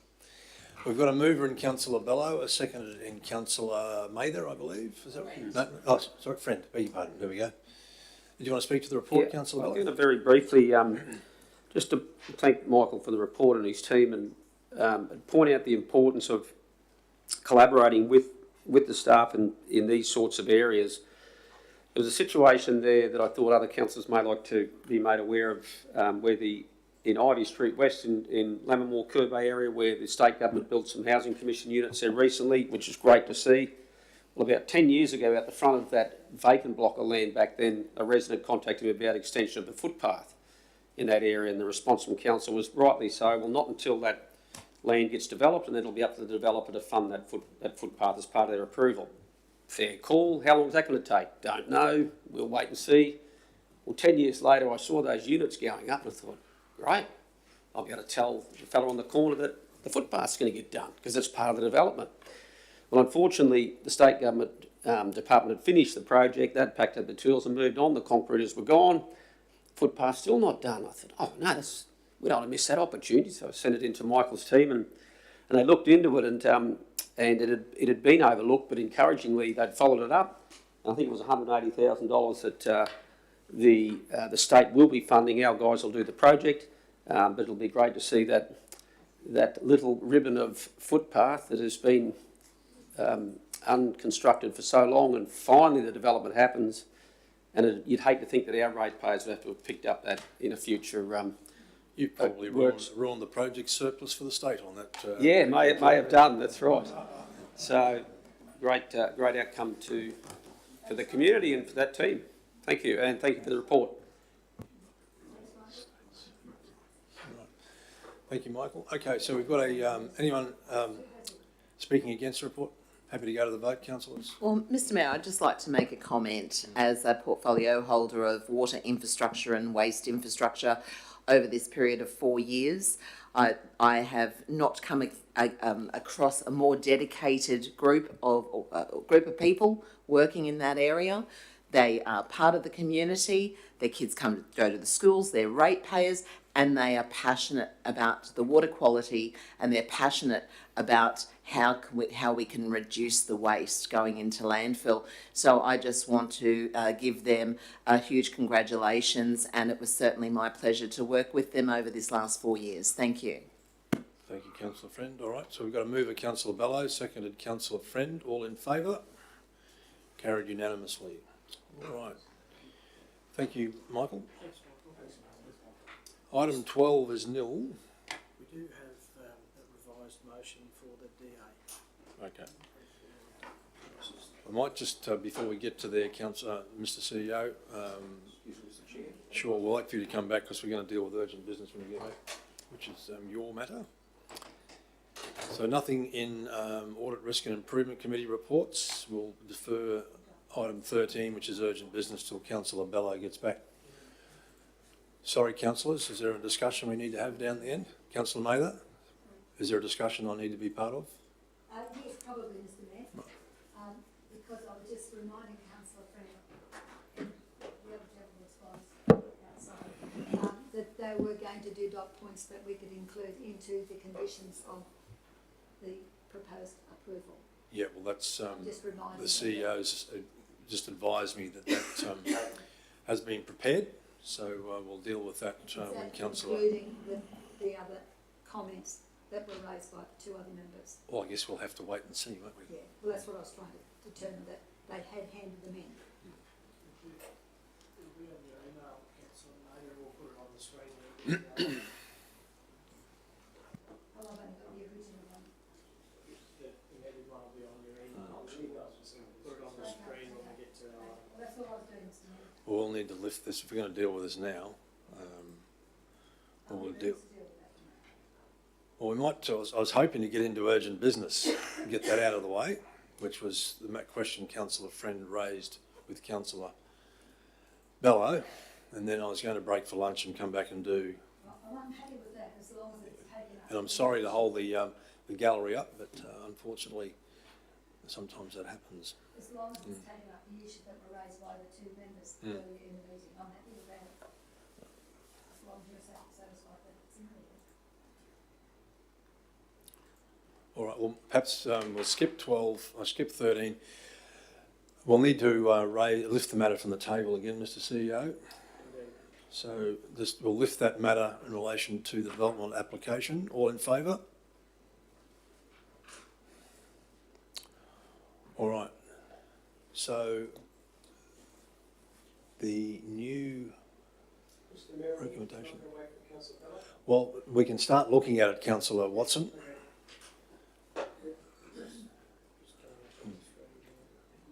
Thank you. I'm just conscious we've got people in the gallery who probably need to be in places. Yeah. Don't really need to know that.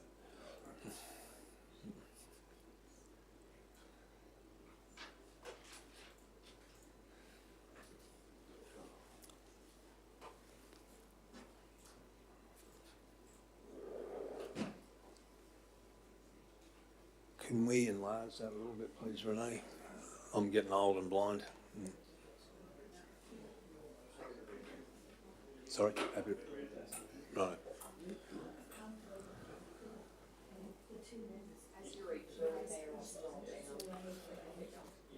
All right.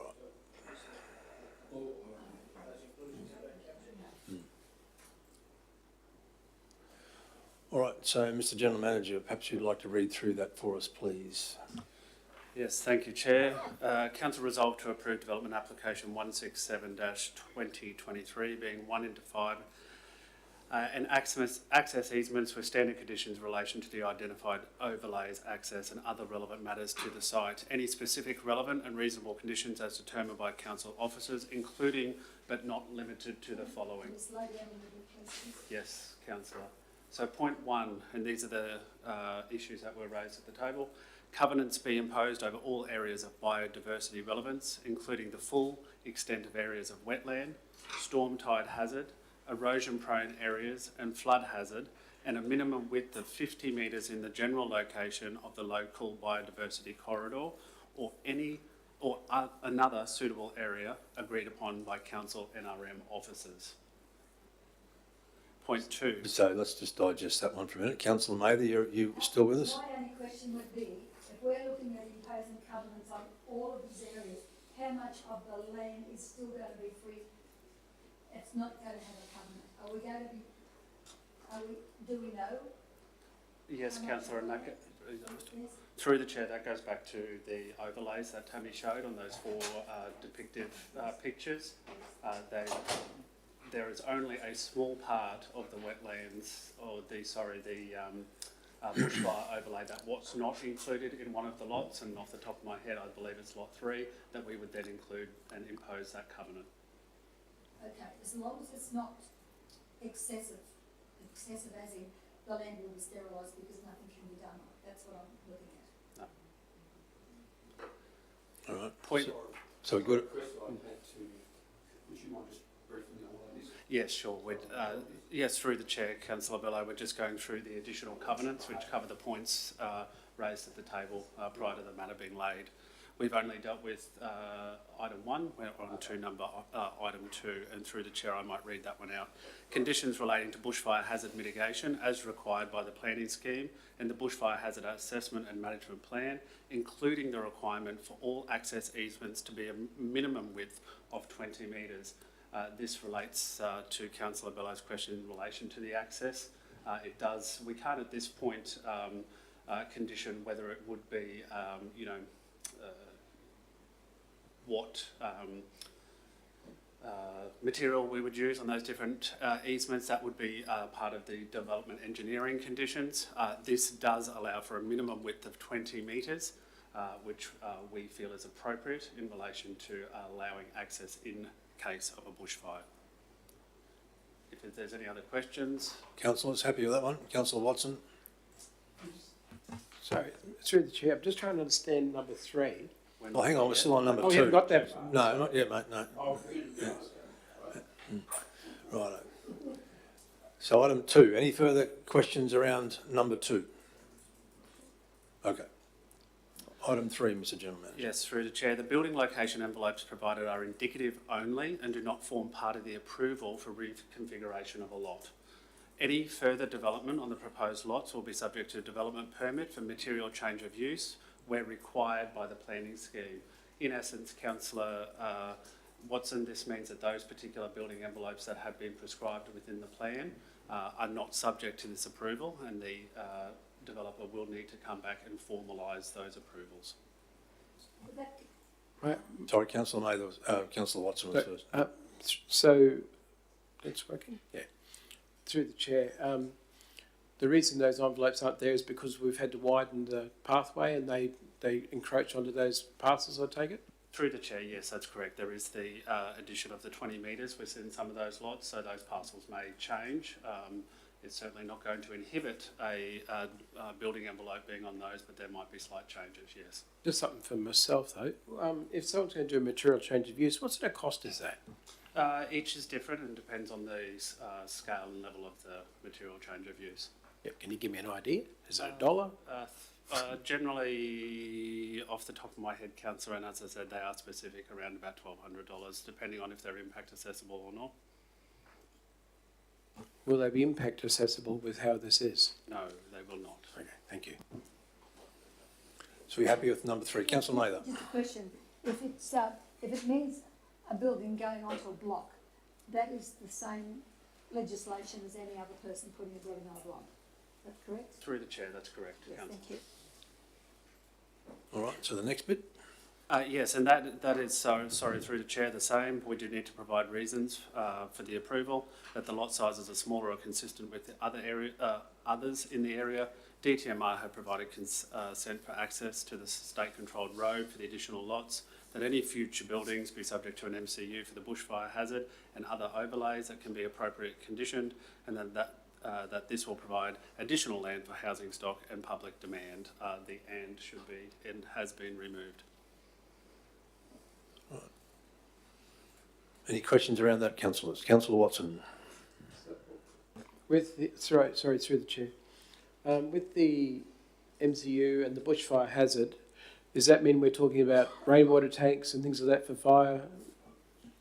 Yes, that's correct, Councillor. That will be and form part of the conditions.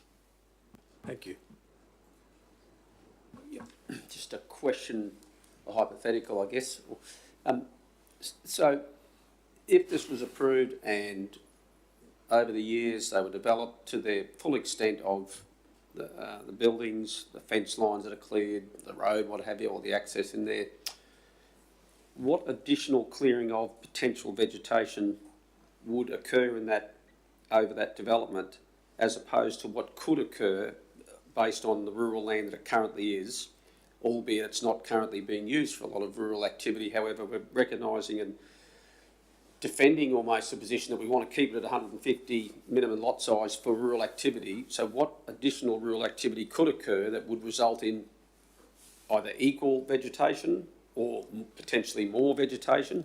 Because I guess what I'm trying to understand is to help the community recognise under that use, the rural use, what could be developed and impacted and you know, changed, as opposed to what this potential land use will see eventuated.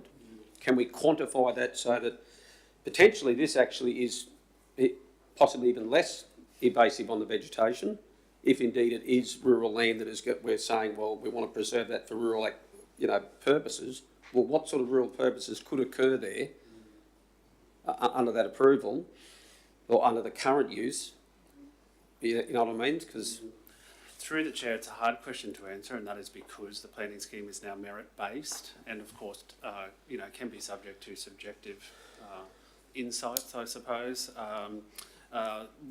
I suppose what I can say is the rural area is zoned that way to protect and encourage that kind of agricultural use and those large lot sizes. So it is up to the individual's, obviously, perception of what that consists of. But this block itself is, even with the local overlays that the council has, does that actually prevent rural activities that may want to occur there on that use, or does that support rural activities on that use? Depending, sorry, through the chair, depending on which overlay it is, it does prohibit those different things. For instance, if you're going to be having cattle on that farm, on that land, obviously you would want to know where the flood overlays are, and there may not be some. I'm just generalising speaking. You wouldn't want to make stock in that area, so it's certainly not prohibitive. But the local overlays, without knowing the block intimately, the local overlays may prevent a significant amount of rural activity that even though it's approved for that, or it may not, and then in turn this subdivision may not actually create any more impact from a vegetation perspective, which a rural activity could potentially do. Through the chair, it is possible, especially with the vegetation overlays and protection of those different areas. Yes. Through the conditionings, which can be applied to this application, whereas possibly a rural application or a rural activity could mean a whole scope of different vegetation changes there. For example, you can't graze a cow where you're not allowed to cut down a tree virtually. Not that I'm saying one's better than the other, but if it's rural activity, well, that's the kind of stuff that is rural activity. Or it could be, macadamia nut farm or avocado farms or whatever. You can't keep it and do the rural activity at the same time unless you're going to go into some sort of ecotourism that's based around, that experience, which is a great thing as well. So it's just helpful to understand what the impact will be potentially, and it may actually be less than what the perception is. Mr Mayor, can I just suggest that if one really wants to identify specifically what you can and can't do with the overlays, you need to have a look at the as of right land uses for rural land. Then overlay them with the conditions here that we've set with overlays and see what you've got left, because some of those uses, as of right uses, can be compatible with the overlays. Would that be right, Chris? We don't know until we put those two together. There may be some compromise in some parts, but having a pretty good idea what the as of right rural land uses are, I can't see, I might be wrong, I can't see there'll be any major impact on the uses. Councillor Friend, question? Thank you, Mr Mayor. I omitted to ask this earlier, previously when Tammy was at the table and Brendan, but Mr General Manager for Communities, so a rural zone should be, by rights, about 150 hectares. And this particular property itself is only 64 hectares. So why is the rural zoning conditioning for this being, less, almost half of what it should be as far as hectares go? Through the chair, are you talking about the current size or the minimum required size? No, the current size. The current size, excuse me, and what the officers alluded to before was certain things within our Shire have been approved and conditioned based on prior planning schemes. That would have been the case in this. Sure, okay. Thank you. Mayor, as a matter of interest, my home, my previous home, was 16 hectares, 40 acres. Rural, zoned rural, has been zoned rural for 25 years. I can grow a pig farm if I want to, right next to a residential development. Next to your house, you mean? Yeah. All right, well, Councillor Mather, in order to progress this, are you prepared to move that? All right, can I get a seconder, please? Councillor Watson, all right. Did you wish to speak to the motion, Councillor? Mr Mayor, I think when the applicant has a look at this and analyses what effect it will have on his property, he'll decide whether it's going to be an impost to go ahead with it, or whether he feels that there's merit that he can comply and work beside it. The whole idea is when we're looking at economical use, yes, there is a demand. If we're looking at environmental use, yes, we're doing the protection we need. And as for the planning scheme, well, we know that can be changed at the flick of an eye as long as the state government decides this is the flavour of the day. So we try to comply where we can, but if we can come up with conditions that will satisfy the planning scheme, even though it's compromised, I think we've done our best to utilise the land best we can for our purposes. All right, thank you. Anyone speaking against? Would anyone else like to speak for? I'll just make a clarification with absolute respect, Councillor Mather. I don't think changing a planning scheme is a flick of the eye process. It takes literally years, and yeah.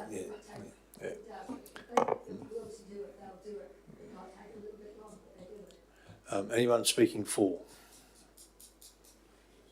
Councillor Bello. Yeah, I agree with you there, Mr Mayor, that certainly the planning scheme is fairly difficult and arduous to change, but I guess ultimately, in a way, we perform the function of a planning scheme judge here in a way. It doesn't apply with the code of our planning scheme. It does need a material change of use, has to notify the public, but ultimately we get to decide on behalf of the community, notwithstanding and respecting the officer's perspective on this. And it is a perspective, it's a professional judgment, but it's a professional perspective that takes in a whole range of things. Scenic, amenity, and is 150, is it hectares or acres are we talking? 150 hectares. Hectares, which is a pretty jolly big block of, land to suggest that that's our threshold when 25 acres, it seems still a reasonable size. If somebody did want to pursue a rural endeavour of some type, whether it be small crops or that could still occur there.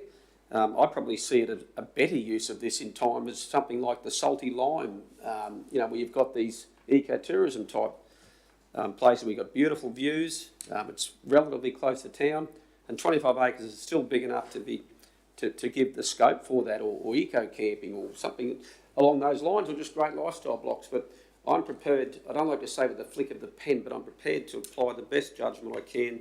I think these conditions will protect the integrity of the vegetation there. The road was a big issue for me in terms of concerns around that. It would appear we've been able to address that. So the only real area of conflict for me is in terms of the size of the land that I'm prepared to reduce down to. And 25 acres, I'm prepared to come to that. We approved one up at Lovendy estate there, a couple of years ago, they went down to 10 acres. You know, so we approved one over the back of Tanby Heights there that they were down to 8 or 9 acres. So I guess we do have the flexibility to apply our level of discernment over what we feel the community will accept, and I am prepared to support what's before me. Thank you. Thank you. Councillors, I'm going to support this as well, and I certainly take no pleasure in going against the officer's recommendation. I do congratulate them on a very professional report. There's a lot of work in this, and I respect their judgment absolutely. And I don't necessarily support the application from the point of view of the applicant, and that's with absolute respect to he and his wife. What I am supporting this in favour of is what I believe is the need to emphasise for this planning scheme to be reviewed, because in thinking 20, 30, 40, 50 years ahead, I suspect we're going to be getting more and more of these applications to try and subdivide rural land into smaller residential type blocks. And I think our planning scheme at the moment lacks the nimbleness to be able to do that. And I think ultimately when we come to review the planning scheme, or the next council comes to review the planning scheme, that needs to be in the forefront of their mind, because I think we'll get more and more demand for this type of development, which will consume rural land without a doubt. Councillor Friend. Thank you, Mr. Mayor. After reading this particular one, I thought it was just, you know, done and dusted, that, you know, it doesn't comply with the rural zone, etc. But after delving into it and looking at this particular notice of this particular foreshadowed motion, covenants will be imposed over all areas of biodiversity relevance, including full extent of areas of wetland, storm tide hazard, erosion-prone areas, flood hazard, and I'm quite satisfied with that. When I read the report under all natural hazards area, it has 4 points and 3 of them comply. The proposed development is supported by a bush hazard assessment and management plan. It is not expected the development would increase the severity of natural hazard over the site, and the existing natural process and protective, and the development for reconfiguring a lot is not expected to result in the location of hazardous material on the site. And once these conditions are in place, I actually feel that there's not a problem, and I do agree with you, Mr. Mayor, that the planning scheme does need to be revised with amendments moving forward. So, yeah, I will be agreeing with this. Thank you. Councillor Eastwood. Yeah, thanks, Mr. Mayor. Yeah, I think what gets this over the line for me, Mr. Mayor, is the land's, I guess, being deemed poor agricultural land, and it seems crazy to have such a huge, large block that can't be used for that purpose, and yet not really is supposed to be cut down under the planning scheme. So I'm absolutely prepared on this one. Now that we've put the conditions in, and thanks to Councillor Mather for the work done there, and for the officers, of course, because I think it's really important. Our community has spoken that they want this sort of land. It is quite central to Emu Park and Yeppoon townships. It's not like it's out in the back of Whoop Whoop somewhere. And I think it's just imperative that we do push this and vote for it. So thank you, councillors. Thank you. Anyone else like to speak before we go back to Councillor Mather to wrap up? All right, Councillor Mather. I don't think there's much more I can say, Mr. Mayor, except thank you, members, for your comments. And I'd like to especially thank the officers who've put this report together. They have done well. They have done their job. They have done due diligence. So there's no slight on them at all. It's that we look at things differently and we try to accommodate where we can without compromising too much. And we do that all the time, and that's part of our job. So I'd just like to take into account all of the comments here today, and I'm sure the applicant has heard it very loud and clear, and knows the difficulty it's placed everybody in to get this approval, if that is the will of the table. So I'd like to thank all persons involved here, because we hope that we're turning onto a new era where we can look at things and have the government look at things our way as well, because I think there needs to be a little bit more dialogue between the state and local governments, and maybe that's one thing that we can be looking at a future conference.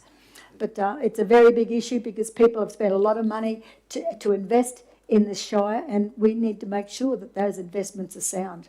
And we give them good advice based on good rules and good policies. So thank you all members for your contribution. Thank you, Councillor Mather. We'll wrap the debate up. We've got a mover, Councillor Mather, seconded Councillor Watson. All in favour? Carried unanimously. Thank you, councillors. We're going to move a procedural motion to, yeah, I'll do it after lunch. Move a procedural motion to break for lunch. All in favour? Thank you.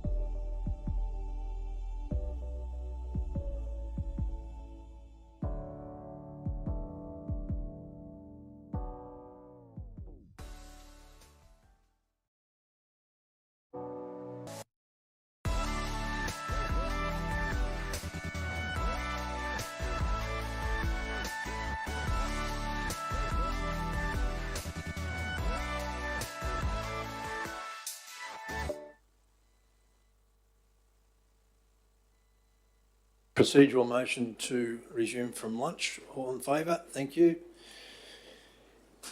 Okay, we have one item of urgent business and then we'll move into confidential. So urgent business was an item raised by, a question from Councillor Friend to Councillor Bello. And item 9, I believe, in the business outstanding table. So, Councillor Bello, do you remember the question, or would you like? Oh, I can repeat it, Right. Mr Mayor, if you like. So, this morning we were talking about the outstanding items on the agenda, and number 9 was in relation to some information and a report we received, a written report, and a meeting with McDonnell's lawyers. My apologies if I'm mispronouncing that. And we talked, and I asked a question of the CEO in relation to the costings for how much that would have cost council, because this was the second time that we obtained legal advice upon Councillor Bello's request. Also happy to do so. But Councillor Bello, I asked a question, are you satisfied with the contact and also the content by the 2 separate law firms? Am I satisfied with the content? I think it's encouraging that we did get the two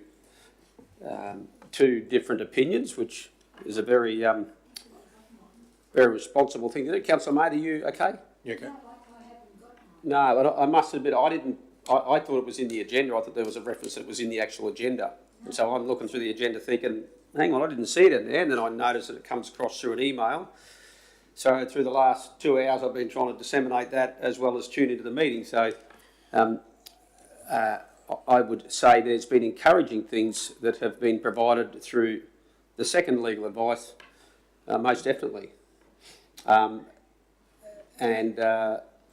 It in some ways even raises more questions at my end. So very appreciative of the secondary law firm's advice. So this has come up since I packed up and left home this morning. So when I didn't have the screen to bring to a meeting, so I haven't looked. I mean, is it possible to put on the screen, or are we? Is there a need to? Oh, was that? Okay, well that's good to know, right? Yeah. Just a clarification of that. I mean, it could have went into the confidential section, I guess, of our. Right. Yep. I'll put my hand up and say sometimes you don't see every single email that comes through, given the myriad of them are, and it would have been. I guess it's incumbent on me to check those emails, so I didn't see it come in there, but I've read it this morning for about 11 minutes and thought, great, that's heading in the right direction. So, but I will be scrutinising it when I've got a bit more time to delve into it deeper. But otherwise, if that hopefully answers the question, Councillor Friend. So thank you, Councillor Bello.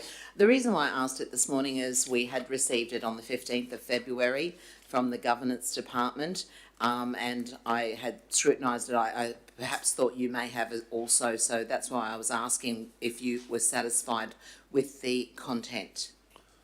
All right, thank you. I'll thank you. Wrap this one up.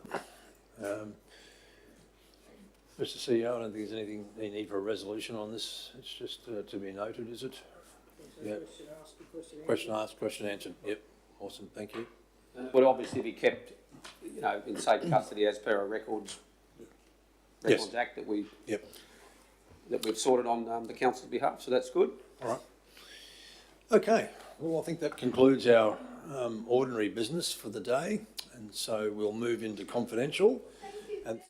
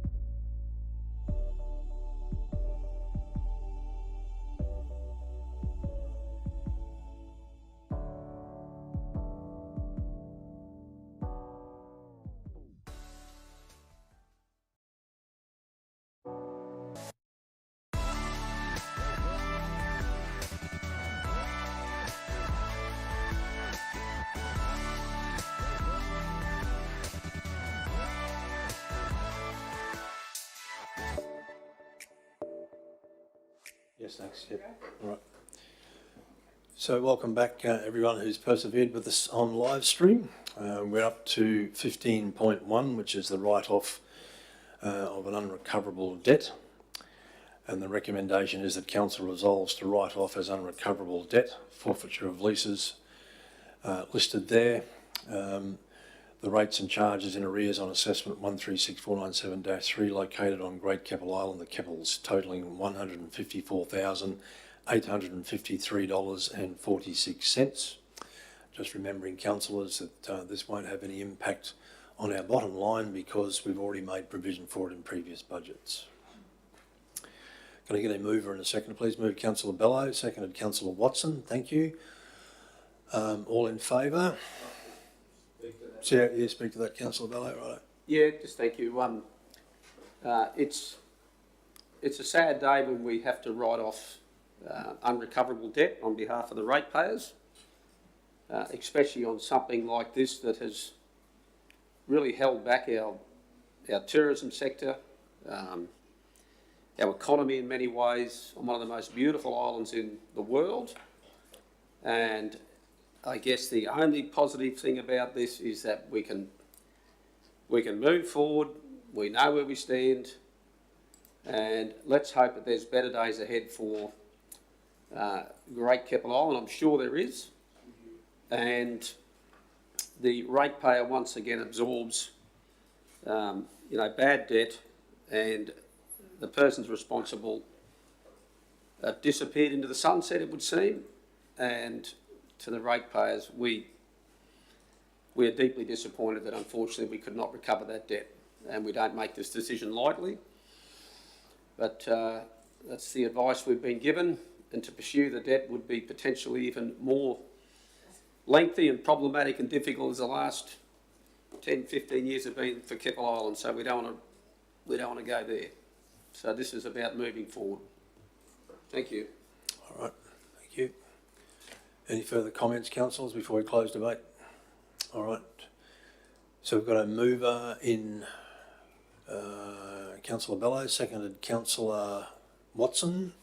All in favour? Unfortunately, thank you.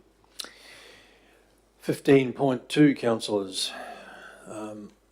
We have the substantive notice motion from Councillor Bello, and we also have a foreshadowed motion in the event Councillor Bello's motion is not supported. So Councillor Bello's motion is that in order to promote transparency and accountability, Council instruct the nominated persons to provide an update to councillors on matters that have been referred by the Crime and Corruption Commission back to Council to deal with.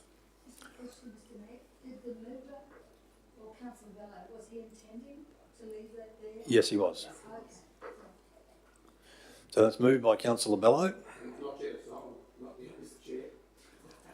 I'm just looking at it, reconsidering my options. In order to promote transparency and accountability, council instructed the persons to up.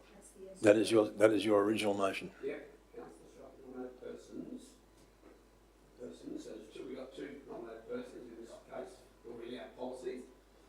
Provide update to councils on matters that have been referred by the Crime and Corruption Commission back to council to deal with. So that would just be providing an update, is it? Provide update. The first one that you said we're going to consider. Yeah, provide an update. But you are instructing them to provide an update. Instructing.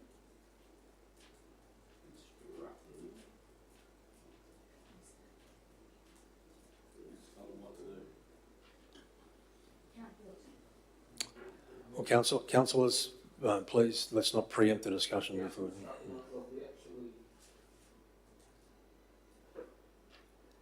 Well, Councillor Bello, if you prefer, I can go to the foreshadowed motion to deal with, if you'd like to do that. If I prefer, I think there's probably every chance that's what will happen, but I'm happy to move the first one, and we'll give the table a chance to. All right. I think it is within our scope of authority. The nominated person takes on the full responsibility of the CEO. They become the CEO. Council can instruct the CEO. That's the one thing we can do. That's the one person we can instruct. We certainly can't instruct anybody else. So remember that. You're not instructing the Councillor, Bello, Councillor Mather, you're interrupting Councillor Bello's. On a point of law, you can't instruct the nominated person, you've got to instruct the CEO.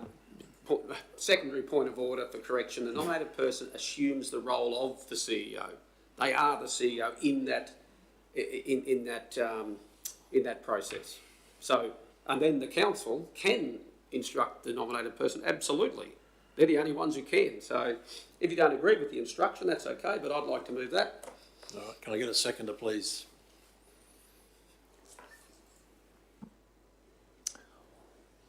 All right, thank you. It lapses for want of a seconder. So we go to the foreshadowed motion. That in order to promote transparency and accountability, council request information that may be lawfully disclosed to provide update to councillors on matters that have been referred by the Crime and Corruption Commission back to council to deal with. Moved by... I think, yeah. Councillor Rees would move it. Do you want to second it, Councillor? All right. Okay. Councillor Rees, would you want to speak to that motion, please? Yes, Mr Mayor and councillors. It's absolutely of primary importance that transparency and accountability in this council take the forefront. And I think this is just a step forward to making sure that when we deal with PIDs and when we deal with anything that the Crime and Corruption Commission bring to council, that we actually provide total transparency and accountability with it. So I'm absolutely happy to move this, and I hope the table follows me. Thank you. Anyone speaking against? Well, I'm happy to speak in support as well. I'm happy to support this one. The reason I'm supporting this one and not Councillor Bello's earlier motion is that I don't believe that we have the ability, and it will be subject to different opinions, of course, to instruct a nominated person via legislation to disclose these matters. I'm happy with the second motion as moved by Councillor Eastwood and seconded by Councillor Bello, that we are requesting information that may be lawfully disclosed. Because sometimes the nominated person is unable to, by law, in my opinion, to disclose information. Anyone else wish to speak to the motion before we go to the vote? Councillor Mather. Just briefly, Mr Mayor. This second motion is a little different to most motions, but it's still in line with our practices that when we have matters before us that require in-depth investigation, some are deeper than others, some very different. But when we know that there is something that we want to track and it's in the interests of accountability and transparency, we like our officers to be reminded that we like to follow what's going on as it happens, please. And that's really what we're doing here. We want to keep track of what's happening in this particular case, as we do many other cases. Thank you. Thank you, Councillor Mather. Councillor Friend, your light's on? Oh, yes, I want to speak to it as well, Mr Mayor. I just think it's important that the wording of this foreshadowed motion is absolutely imperative. We are protecting any nominated persons that are bound by confidentiality under the provisions for confidentiality and secrecy from the Act by the Crime and Corruption Commission. And so also I think that it's important that we are able to receive lawful information through these provisions. Thank you. Mr Chair, I'd actually like to withdraw my seconder for that there. Thank you for the record. All right, thank you. Thank you. I'm happy to second in that case. I'd like to wrap up when the time comes. Does anyone else wish to speak to? I just speaking against, Councillor? Speak against the motion, yeah. No, the floor is yours.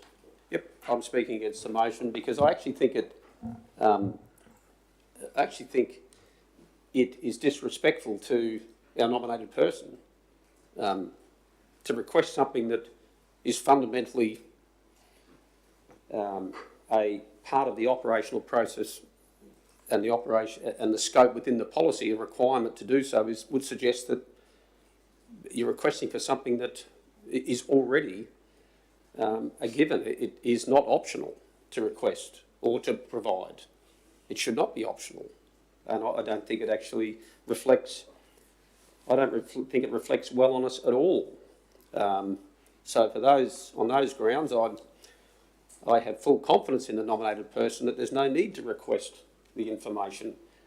I have a very different opinion on what information can be legitimately provided to council, especially when it's gone to the Crime and Corruption Commission and sent back to the council to deal with, which we are the council. So on those grounds, I'm not comfortable to support those wordings, because I have every confidence that the nominated person would provide the information that she can, or that they can. So, which is different to the previous one there, where I believe as a council we can instruct for information to be disclosed to us, which the nominated person would be at liberty, based on the advice that they get, to provide to us. So in that case, I'm not going to support this one. Thank you. All right. Anyone else wish to speak before I go to Councillor Eastwood to wrap up? All right, Councillor Eastwood. Yeah, thank you, Mr. Mayor. And in a perfect world, I probably would have seconded the first motion. However, I did not want to put myself in a situation where I might possibly reap a misconduct charge. And I know that and I'm aware that the second motion is a little bit soft around the edges. But that's as far as I'm prepared to go. And at least it pushes that into the right direction for the transparency and accountability. But and I just want to thank Councillor Bello for the conversation today. I don't think we can, these things are good to talk about and to get our heads around. I don't think there's any problem with that. And I just hope that everybody supports this motion. Thank you. Right. Thank you, Councillor Eastwood. So we'll close debate, councillors. You've got a move of Councillor Eastwood, seconded myself. All in favour? Those against? Motion is carried 6-1. And 15.3, councillors. Councillor Bello has submitted a number of questions on notice, and this report requires them to be received. Can I get a mover and seconder, please? Move Councillor Mather. Second, Councillor Bello. Or do you want to do that the other way around? Do you want to move it, Councillor Bello? Oh, it doesn't. No, it Doesn't matter. Okay. All right. Do you need anything to say that you're expecting a response? The officers will be providing a written reply at some stage. Councillor? Thank you. All right. Any other questions? All right. Any debate on this one? Councillor Mather, do you want to speak to the report? I can understand where the good councillor's leading, Mr. Mayor, and he, like myself, and perhaps others, are looking for clarification. It's a bit like the water issue. The more you ask, the more you realise that you've got to ask. But I think this is clear on its face, and as long as we can get those written responses, I think we can't ask any more than that. Thank you. All right, thank you. Anyone speaking against? Anyone else wish to speak to it? All right, so we'll wrap up debate. We've got a move of Councillor Mather, seconded Councillor Bello. All in favour? Carried unanimously. Thank you. Mr. CEO, I think that concludes our business for today. All right, I thank everyone for their attendance and wish you a good afternoon. Thank you for those people on live stream for persevering with us, and have a good afternoon.